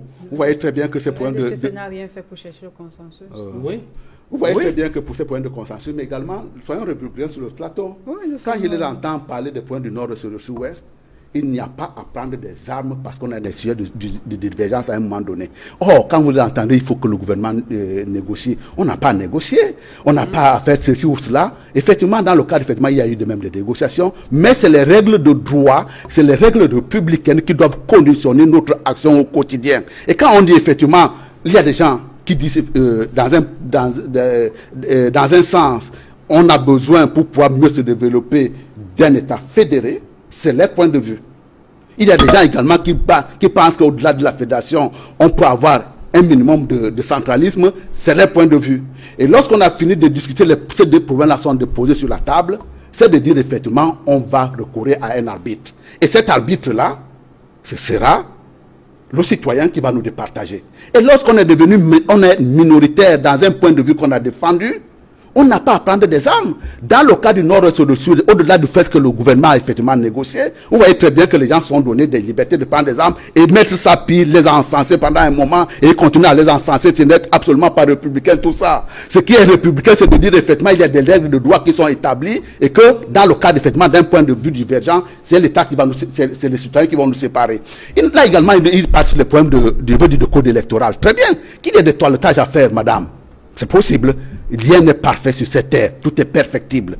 C'est ce qu'on dit souvent. Sauf que quand je vous entends, vous parlez très souvent des problèmes de composants sociologiques qui ne sont pas codifiés. Ce n'est pas ça qui conditionne la transparence d'un système électoral. Quand vous parlez de problèmes de genre, effectivement, nous sommes conscients qu'il y a des problèmes de genre. Quand vous parlez de problèmes d'âge, à l'intérieur des partis politiques, évidemment, on devait être sensible du fait que ces problèmes-là, pour une cohésion de la société, que ce problème-là puisse être, sans toutefois qu'on passe par un corpus réglementaire. Et dans le cas de ce que nous venons de faire là, en ce qui concerne la sélection de nos représentants pour l'élection qui arrive régionale, on a insisté en interne en disant que nous vous donnons dans toutes les délégations régionales un certain nombre de quotas à respecter pour pouvoir mieux intégrer les femmes, pour pouvoir mieux intégrer les jeunes. Mais et ce n'est pas nécessairement... Attendez. Respecter la loi. Attendez. On a ratifié le protocole de Maputo. C'est 50-50. Ça, c'est la règle. C'est parce que ce texte est ratifié par le Cameroun, n'est-ce pas? Qui fait 50-50. Il y a une ça veut dire que ça ne devrait pas retourner à la bonne volonté des partis politiques. Si ce n'est que sur cette question. Mais vous savez que ce n'est pas qu'une question liée aux gens. Elle est en train de m'interrompre. La déclaration de Maputo, c'est une directive. C'est pas la déclaration. Je parle bien du protocole à la charte africaine des droits de l'homme et des peuples relatifs aux droits des femmes. C'est un protocole à la charte et il est ratifié par... Elle n'a pas ce caractère contraignant. Je vous en prie. Ce texte est ratifié. Ça n'a pas ce caractère contraignant là que vous voulez. C'est un caractère contraignant parce que c'est un protocole à la charte. L'honorable Samuel Maud a la parole. Allez-y, honorable. C'est ma terminée. Oui, allez-y, terminez. Ça n'a pas un caractère contraignant que vous voulez lui donner. C'est pas vrai ce que vous dites. Je ne peux pas vous laisser dire ça, c'est pas vrai. Je vous allez réagir après. Autrement dit, l'ensemble des pays africains seraient en porte-à-faux par rapport à une directive comme nous parlons du Cameroun. Non, nous parlons pas seulement du Cameroun. Je vous en prie, l'honorable Samuel Maud a la parole. Au-delà de cette question liée aux gens, ça ne pourrait pas. Il y a le système électoral, le conseil électoral, l'implication de l'administration qui pose problème. C'est sur cette grande question sur lesquelles nous aimerions avoir votre point de vue. Je voudrais seulement vous faire noter, il a également prêché par l'exemple, ou alors en prenant des cas précis. Et il vous souvient qu'en 2018, nous avons perdu l'élection à Douala. Avec un système électoral dont vous faites un portrait catastrophique. Nous avons perdu l'élection à Douala. Notre système électoral est l'un des plus transparents au monde. Là, je vous donne le droit également de hurler. Assis sur un certain nombre de piliers. Lesquels piliers qui permettent de garantir la transparence? Attendez, assis sur un certain nombre de piliers qui fait que lorsque nous avons avec nous un certain nombre d'acteurs en responsabilité, on peut gagner une élection, tout comme on peut la perdre. La première chose que je voudrais citer, ayant en mémoire que nous avons perdu l'élection à Douala, et dans le cadre de ce cheminement-là pour la liberté, pour la transparence, les piliers sont qu'aujourd'hui, le système d'inscription sur les listes électorales est encadré et contrôlé. La création également des bureaux de vote est encadrée et contrôlée.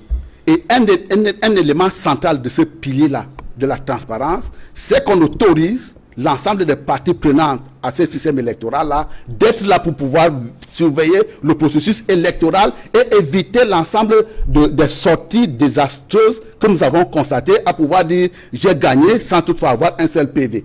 Il y a le maître Sapi qui venait de dire tout à l'heure, on dit que c'est le PV de l'ECAM qui fait froid.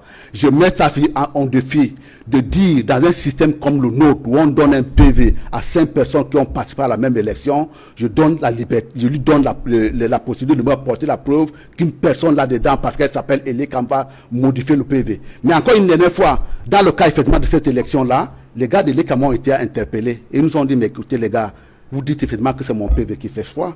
Souvenez-vous ce qui s'est passé dans une élection à Douala 5e à un moment donné. Le PV de l'Écam avait été rejeté parce qu'il portait des surcharges et le PV qui a été pris en considération, c'est le PV d'un parti d'opposition. Ça, les propos ne sont pas de moi, les propos sont de Cabral Libi, vous pouvez l'aimer ou le détester, ce sera selon. Mais dans un système comme celui-là, où on demande que les gens puissent être responsables, à pouvoir veiller et sécuriser leur système, c'est ça qui fait le fondement partout ailleurs au monde, c'est le fondement central de la transparence d'une élection. Sinon, lorsque vous avez un acteur qui est défaillant, ça vous donne le spectacle que ça a donné à Chicago, où on vous dit qu'il faut monter à Washington avec des cartes perforées parce que Al Gore s'étant réveillé au milieu de la nuit sans rendre compte qu'il y a quelque chose de pas très commode qui s'est passé quelque part en Californie, dans l'état où le frère de George Bush était en Floride, pardon, autant pour moi, était gouverneur. Vous avez bien suivi ça. Il faut donc qu'on puisse contrôler. Et quand vous avez des gens qui sont en échec, qui pensent qu'ils partent dans... Attendez. Et les camps se plaignent de ce que madame venait de dire. Problème de genre, problème de composition sociologique, on pourra faire des efforts. Pas pour des problèmes de transparence. Quand vous voyez effectivement dans ce qui s'est passé au sortir de cette élection de 2018, ce qui se passe est tout à fait ubuesque, ce qui se passe au Conseil constitutionnel, où vous avez des gens qui débarquent là et qui commencent à demander des PV qui sont censés détenir. Vous n'avez certainement pas les moyens pour aller dans les bureaux de vote, mais encore, quand il parle de responsabilité, quand vous êtes engagé, même le bureau de vote local, vous devez être en mesure de le contrôler. Parce qu'autrement dit, ici il n'y a rien passé, vous allez commencer à soupçonner tout le monde. Si vous n'avez pas contrôlé, vous la fermez. Et donc, dans le cas d'effectivement de la centralisation même, vous vous rendez compte, nous avons 52 départements par dire. Combien de membres de partis de l'opposition sont là au moment où on centralise? Ils ne sont pas là. Et ils vont au Conseil constitutionnel pour pouvoir dire, s'il vous plaît, monsieur le président, est-ce que vous pouvez nous mettre pourquoi les représentants de l'administration et les membres de l'ECAM ne sécurisent pas? Vous ne faites pas confiance. Parce que si l'opposition n'est pas là, on doit fouiller les unes. Mais également, et tout ça. là aussi, c'est qu'il nous fait les... Oui. C'est ça qui m'a été donné comme argument partout ailleurs, en disant que partout ailleurs, dans les autres pays, c'est totalement faux. Vous prenez tous les systèmes électoraux, on vous dit effectivement, les personnes qui doivent le faire, c'est les autres. Et encore une dernière fois, vous devez être... C'est la vie même de la société qui est ainsi faite. Vous êtes en conflit avec quelqu'un, vous devez être en mesure de contrôler. Vous êtes des protagonistes. Vous ne pouvez pas vous décharger à une tierce personne à qui, par ailleurs, vous n'avez aucun brin de confiance. Quand vous parlez de cette administration-là, c'est là que vous lui pendez tout le temps. Comment est-ce que vous pouvez dire, nous allons en faire des garants du contrôle ou de la sécurisation ou de la fiabilité, de la transparence. Donc, en clair, honorable Samuel Maud, vous n'êtes pas favorable à ce qu'on révise le système électoral pour améliorer les règles du jeu démocratique? Attendez, on améliorera, écoutez-moi très bien, on améliorera si on veut, mais je vous dis, tant qu'il n'y aura pas des gens en responsabilité qui seront là pour pouvoir sécuriser le système électoral, il y aura toujours ce genre de récrimination. Attendez, écoutez-moi bien, voilà une lumière qui me sort, je crois qu'il me l'a sorti tout à l'heure, bulletin unique. Vous connaissez le Cameroun profond? Droits fondamentaux. J'ai le droit d'être éligible et électeur. Vous n'avez pas le droit de me l'enlever. Ma grand-mère, qui ne sait pas tenir un crayon, vous lui obligez de lui dire, là je vais cocher telle personne. Et pour pouvoir le faire, il faudrait dire... Justement, on a mais ça peut se gérer. Attendez. Je vous en prie, permettez-nous de réagir. Un système comme celui-là... Oui, j'ai compris. Cyril Roland Béchon, justement, sur cette question. Un système comme celui-là aura pour conséquence... Un système comme celui-là aura pour conséquence d'enlever des droits fondamentaux à un certain nombre de citoyens. D'accord, c'est comme Cyril Roland Béchon, sur cette question relative au système électoral qui divise les partis politiques. Vous avez suivi le SDF qui a posé un certain nombre de revendications et le RDPC qui estime que ce n'est pas la priorité au regard des enjeux qui cristallisent l'intérêt des Camerounais. Qu'est-ce que vous en pensez? Quel est votre regard sur cette position? Ça ne divise pas les partis politiques, ça divise la société camerounaise. Parce que sur cette question, ce n'est pas une question des partis politiques. Ouais. C'est une question qui relève de la société camerounaise tout entière, de la nation, si on peut dire ainsi. Parce que ce que le RDPC est en train de faire, c'est carrément refuser ce que pensent toutes les autres composants de la société. Je vous ai dit tantôt que l'évêque, l'Église catholique ne commence pas à s'intéresser sur le droit aujourd'hui. Moi, je ne sais pas quel est ce levé, des choses que les gens ont passé quand il y a Facebook maintenant, là, bon, voilà, tout le monde se croit donner des leçons aux autres. Ça a toujours été une préoccupation pour l'Église catholique et le service national de justice et paix, avec lequel je collabore tous les jours, c'est toujours un point central de son boulot. Depuis 2000, parce que je crois que ça s'est mis en place depuis les années 2000. Au Cameroun. Moins 20 ans. Ce n'est pas un problème des partis politiques, c'est un problème de la société camerounaise. Et je ne comprends pas pourquoi le RDPC s'entête, n'est-ce pas? C'est justement là où nous parlons de dérives autoritaires et de dictatures. Parce que quand on se retrouve dans un système où il y a un seul acteur, parce qu'il est en position dominante, refuse d'écouter les autres, c'est pour ça qu'on parle de dérive. Je veux dire à monsieur le député que ce n'est pas que la question du genre et de composante sociologique. Il y a même la question du contentieux préélectoral qui est géré par le Conseil électoral qui a posé un problème grave en 2013. Maintenant, pour revenir... Lequel je vous en prie, ne me faites pas pédophile de ce que j'ai à dire parce que je vais revenir sur le protocole de Maputo. Si vraiment... à l'Assemblée nationale, vous dites que ce protocole-là n'est pas contraignant, moi j'ai des problèmes. Parce que le Cameroun a même commencé l'internalisation de ce protocole à travers le programme, la politique nationale genre, cette politique s'inscrivait dans le 30% pour dire, bon, on va aller de manière progressive, mais pour l'instant, fixons le cap de 30% des femmes dans les instances politiques. Mais c'est écrit dans la politique nationale du Cameroun. Oui, oui. Je suis surprise que M. Moto aujourd'hui veut nous balader à gauche et à droite. Mais on voit bien que les mesures positives maintenant ne sont pas prises sur le terrain pour que ces dispositions-là soient effectives. Maintenant, l'autre clarification que je voudrais apporter sur la liberté publique. D'ailleurs, parce que je travaille quand même sur le droit international des droits de l'homme, je partage l'avis de M. Motte. Les libertés fondamentales peuvent être restreintes. Mais dans ça, c'est... Non, on n'est pas faisant de bois. Moi, je suis expert en droit de l'homme. J'aime dire les vérités telles qu'elles sont. Elles peuvent être restreintes, mais dans le cadre prévu par la loi.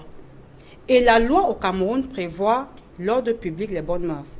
Ça ne prévoit pas ce que dit M. Motu, la bonne foi, les précédents ou les antécédents. C'est qu'il a cité. C'est deux mondes différents. Donc, il faut qu'on dise les choses telles qu'elles sont. Et maintenant, revient à la loi nationale de définir qu'est-ce qu'elle entend par ordre public et bonnes mœurs. Et c'est là où, au Cameroun, on a un problème. Lorsque ces deux dispositions, ou ces deux expressions n'ont pas été clarifiées, mais l'autorité administrative juge même la menace. C'est-à-dire qu'il vous dit que vous menacez de troubler. C'est-à-dire qu'il n'a même pas vu le trouble, mais il voit que ton travail va menacer. Non, mais ça veut dire que ce sont des conjectures qui sont inacceptables.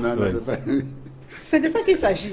Votre question était sur quoi encore? Je l'ai perdu parce que j'avais des... Sur la notion relative à ce système électoral et la position à la fois des partis politiques qui se déchirent autour du système électoral. Que faut-il faire au moment où le parti au pouvoir et le gouvernement estiment que ce n'est pas la priorité et que dans l'opposition, il y a le SDF et le MRC qui montent au créneau pour demander cette modification du système électoral? Non, cette modification, elle est indispensable. C'est vrai qu'actuellement, on a complètement fini un processus qui, avec la convocation du corps électoral pour les régionales, mais on ne peut pas nier que ce qui est là n'est pas un processus qui est accepté, qui est partagé.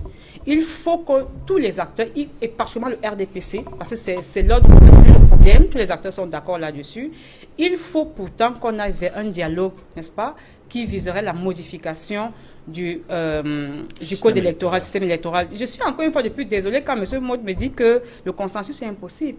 Mais il y a tellement des écrits sur la transparence. Ça vous paraît naturel, pas moi. Ça me paraît... ça vous paraît naturel, le consensus? Je manque le mot. Ça me paraît terrible de dire que c'est impossible. Mais je dis ceci, il y a des écrits vraiment diffus, tellement, il y en a tellement sur les garanties de transparence, sur les garanties de justesse, sur les garanties de liberté d'un processus électoral que...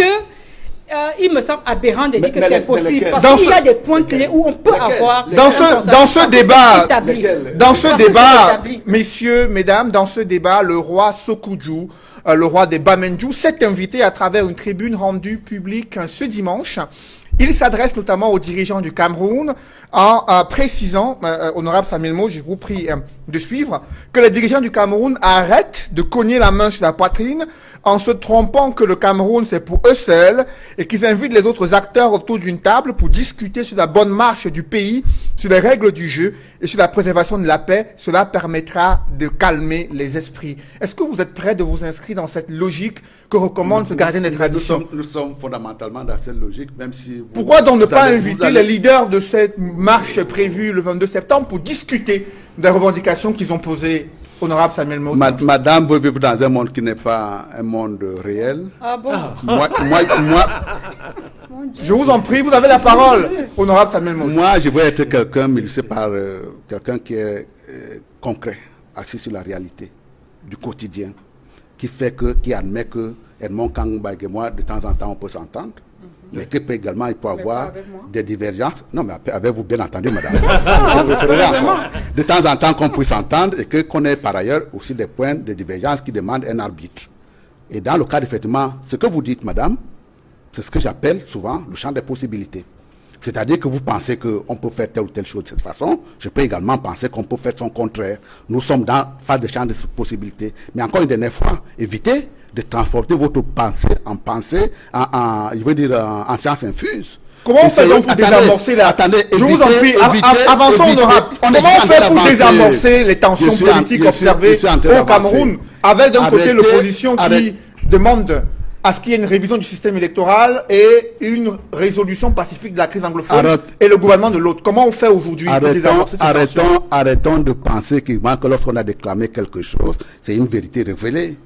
La réalité voudrait effectivement, c'est dire nous fêler, que l'on se donne un certain nombre de lois et de règlements que nous faisons obligation de respecter pour le bien de tout le monde.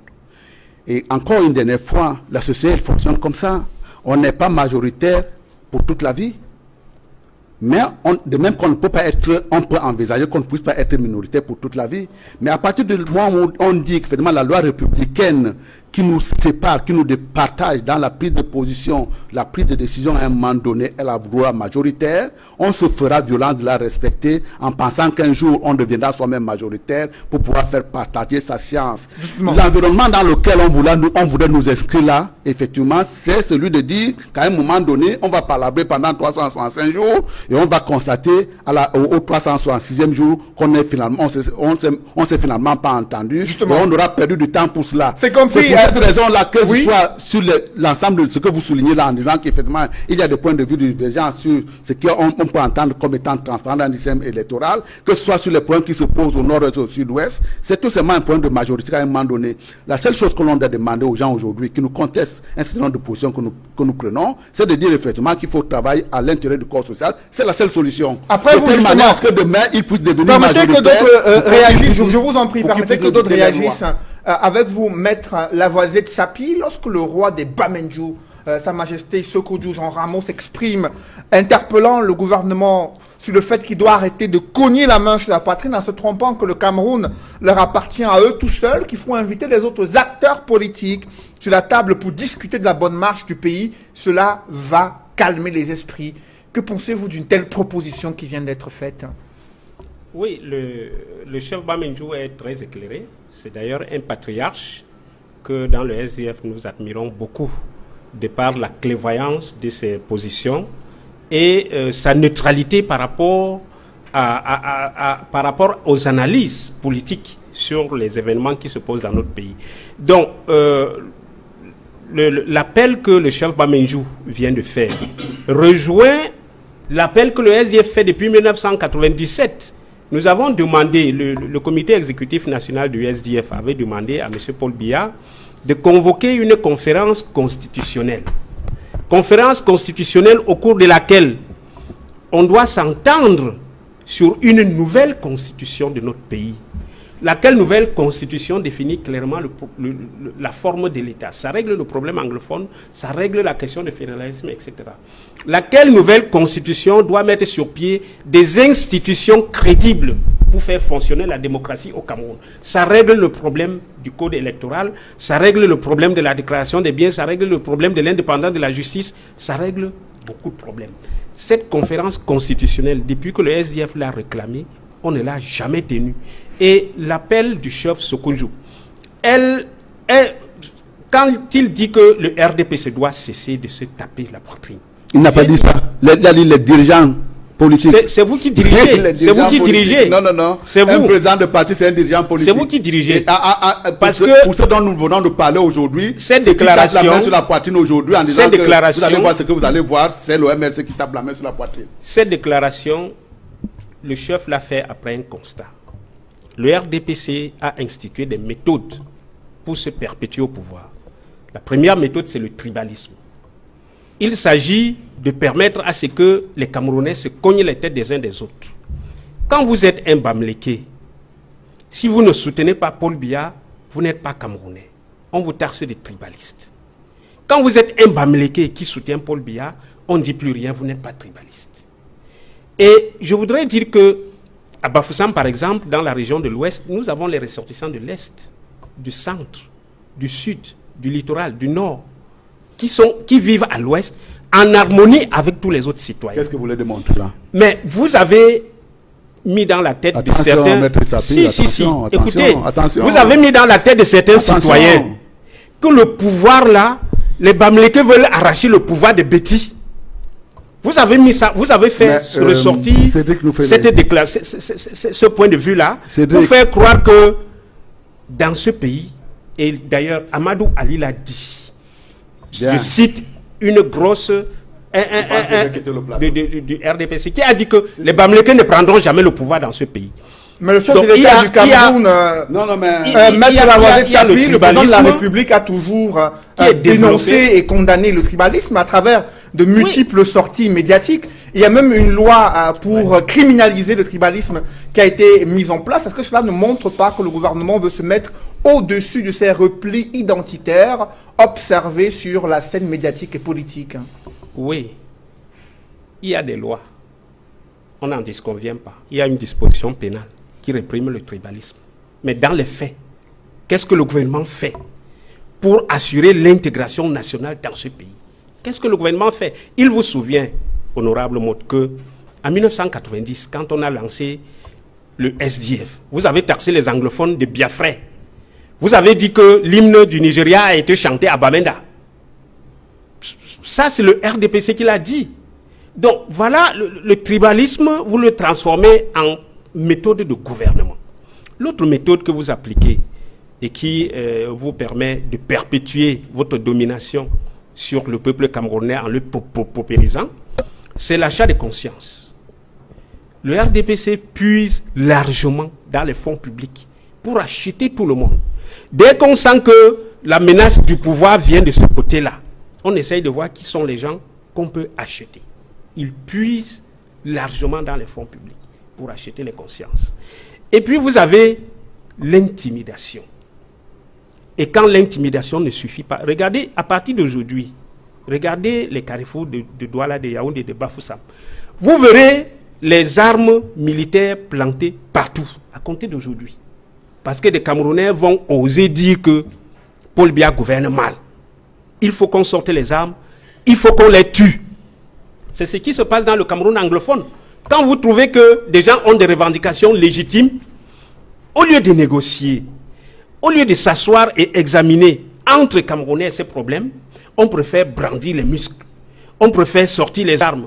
Parce que vous avez l'armée à votre disposition. Vous avez les gens, à ce propos, le ministre de l'administration territoriale a indiqué que les forces de maintien de l'ordre doivent travailler avec professionnalisme et sans faiblesse lors de ces manifestations prévues le 22 septembre prochain. Il n'a pas été question de tuer les Camerounais dans le discours officiel du gouvernement. Pour autant, Edmond Kamgia, comment on fait lorsqu'il y a une escalade politique comme celle observée ces derniers jours au Cameroun? Comment on désamorce ces tensions? Quelle stratégie faut-il mettre en place, à la fois au centre du pouvoir et au centre de l'opposition, pour aller vers une désescalade des tensions? Avant de répondre à cette question, je voudrais répondre à une sortie de M. Motte qui a dit que le consensus est une imposture. Je suis ahuri, sidéré, quand je l'entends d'un homme politique. Je me demande si véritablement c'est un homme politique. Parce que le consensus, c'est l'huile de moteur qui fait fonctionner la vie politique partout dans le monde entier. Il n'y a pas de vie politique sans consensus. Pour justement faire fonctionner normalement la vie politique et assurer la stabilité dans un pays. Je vais prendre un exemple, parce que je pourrais prendre 1000 exemples. Je prends un seul, que nous avons personnellement vécu. Lors de la rencontre tripartite de 91, où il y a eu un consensus sur la nécessité de mettre sur pied une commission technique chargée des affaires constitutionnelles, qui a évolué. Il y a eu la création d'un comité chargé de s'occuper de la Constitution, qui a été présidé même par le professeur agrégé de droit public, Joseph Ouna, qui avait été nommé par le chef de l'État. Ils ont travaillé, ils ont reçu les moutures, les propositions par fax, par téléphone et autres pour améliorer la constitution de 72. Et sur la base d'un consensus, je voudrais le dire ici avec force, la plupart des dispositions nouvelles de la constitution du 18 janvier 96, nouvelles par rapport à celle de 72, sont issues du consensus politique. Et parmi ces dispositions, il y a la limitation du mandat présidentiel. C'était le fruit d'un consensus. Certains le voulaient à 5 ans, renouvelable une fois, d'autres, et le consensus est allé à 7 ans, renouvelable une seule fois. Et je voudrais dire que certains, dans le débat sur les nouvelles dispositions de la Constitution actuelle de 96, estimaient qu'il fallait peut-être mettre une disposition qui fait en sorte que cette limitation s'applique au mandat en cours du chef de l'État. Mais le consensus a voulu que cette disposition ne soit pas mentionnée pour que le président de la République ait la possibilité, non pas de faire un seul nouveau mandat, puisqu'il avait été élu en 92 pour la première élection pluraliste, mais qu'il ait la possibilité pratiquement de faire non seulement un nouveau mandat, mais 2 mandats. C'est la raison pour laquelle, j'ai dit, c'est un consensus qui permet à Paul Biya d'être candidat à l'élection présidentielle, non seulement en octobre 97, mais aussi en octobre 2004. Et c'est la raison pour laquelle, de manière légitime, juste et justifiée, la plupart des collaborateurs du chef de l'État, qu'on a embassés aujourd'hui pour diverses raisons, qu'on appelle G11, étaient convaincus que pour ce consensus-là, pour lequel le chef de l'État était d'accord, il devait faire 2 nouveaux mandats, parce que les compteurs avaient été remis à zéro avec la nouvelle constitution de 96. C'est pour ça qu'il a eu 2 nouveaux, il a brigué 2 nouveaux mandats. Oui. Je dis parce que j'étais là. J'étais à la rencontre du parti. Il a eu, on a remis les compteurs à zéro pour qu'il fasse 2 nouveaux mandats, 97 et 2004, pour finir donc en 2011. Et curieusement, le chef de l'État lui-même, en 2008, il est venu déverrouiller, violer un consensus politique. Je comprends pourquoi vous parlez d'imposture. Parce que dans votre propre camp, vous ne respectez pas les consensus. Monsieur Mott, une vie politique normale fonctionne avec le consensus. Et les grandes décisions nationales comme internationales fonctionnent grâce au consensus. Je suis très surpris. Je n'ai cité qu'une seule disposition. Parce qu'il y en a plusieurs que je pourrais citer ici, dans l'actuelle constitution, qui sont le fruit d'un consensus politique, monsieur Mott. Retirez votre mot d'imposture. Si vous êtes un homme politique, monsieur Mott. Bien. Si vous êtes une instance... Je vous en prie, allez-y, en un mot. Hein. Si vous êtes... Non, pas en un mot. Si vous êtes une instance pour pouvoir savoir si je suis un homme politique ou m'enlever ce titre-là, non politique, je vous laisse le soin. Mais écoutez-moi très bien, je ne concède pas que de temps en temps, dans un environnement politique républicain, que l'on peut s'asseoir de temps en temps pour pouvoir discuter de tel ou tel sujet. La notion de consensus même reste à définir. À l'intérieur d'une discussion, il y a une pensée dominante qui peut regrouper des forces de diverses origines. Il peut avoir un courant de pensée dominant, mais effectivement, ce n'est jamais l'unanimité quand on fait une prise de décision comme celle-là. La preuve, c'est que dans son propre propos, il dit il y a un certain nombre de personnes qui pensaient ça, mais dans le consensus, on a décidé de ceci. Mais oui, c'est ce qui a été adopté. Mais vous consacrez le fait qu'effectivement, ce n'était pas une décision. Ils se sont alignés par la suite.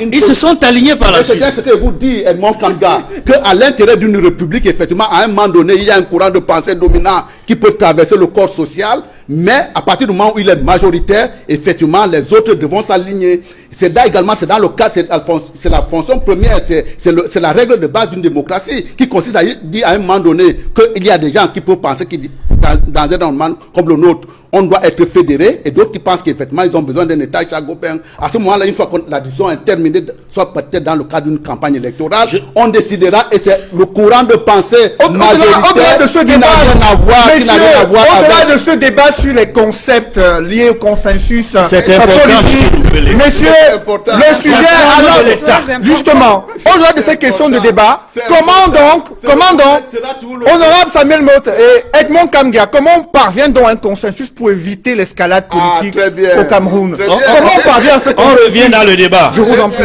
Et je voudrais toujours dans le consensus vous dire que l'adoption, l'introduction de l'expression République unitaire décentralisée dans la Constitution du 18 janvier 1996 est encore le fruit d'un consensus. Non. Oui, j'ai dit oui.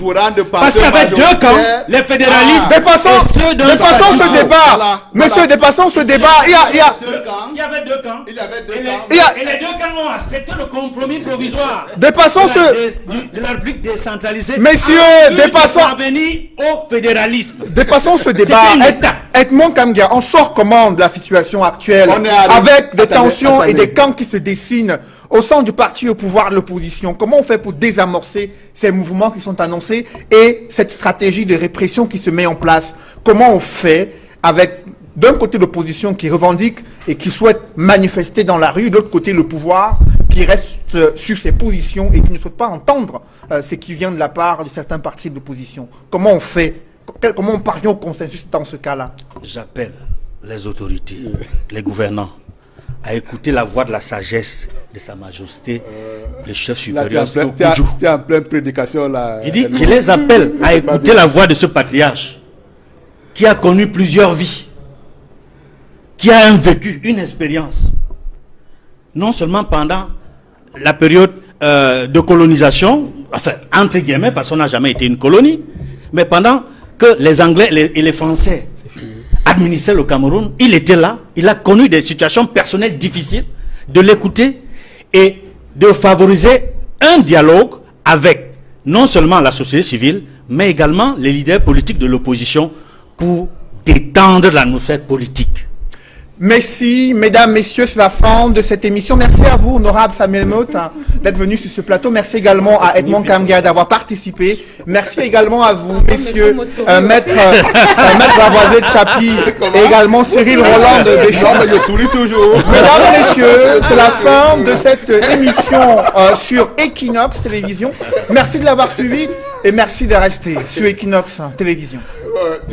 Le consensus, là, on va aller chercher. Non, c'est un peu pur le consensus. J'ai conclu par là où j'ai commencé. C'est le dialogue. C'est le dialogue.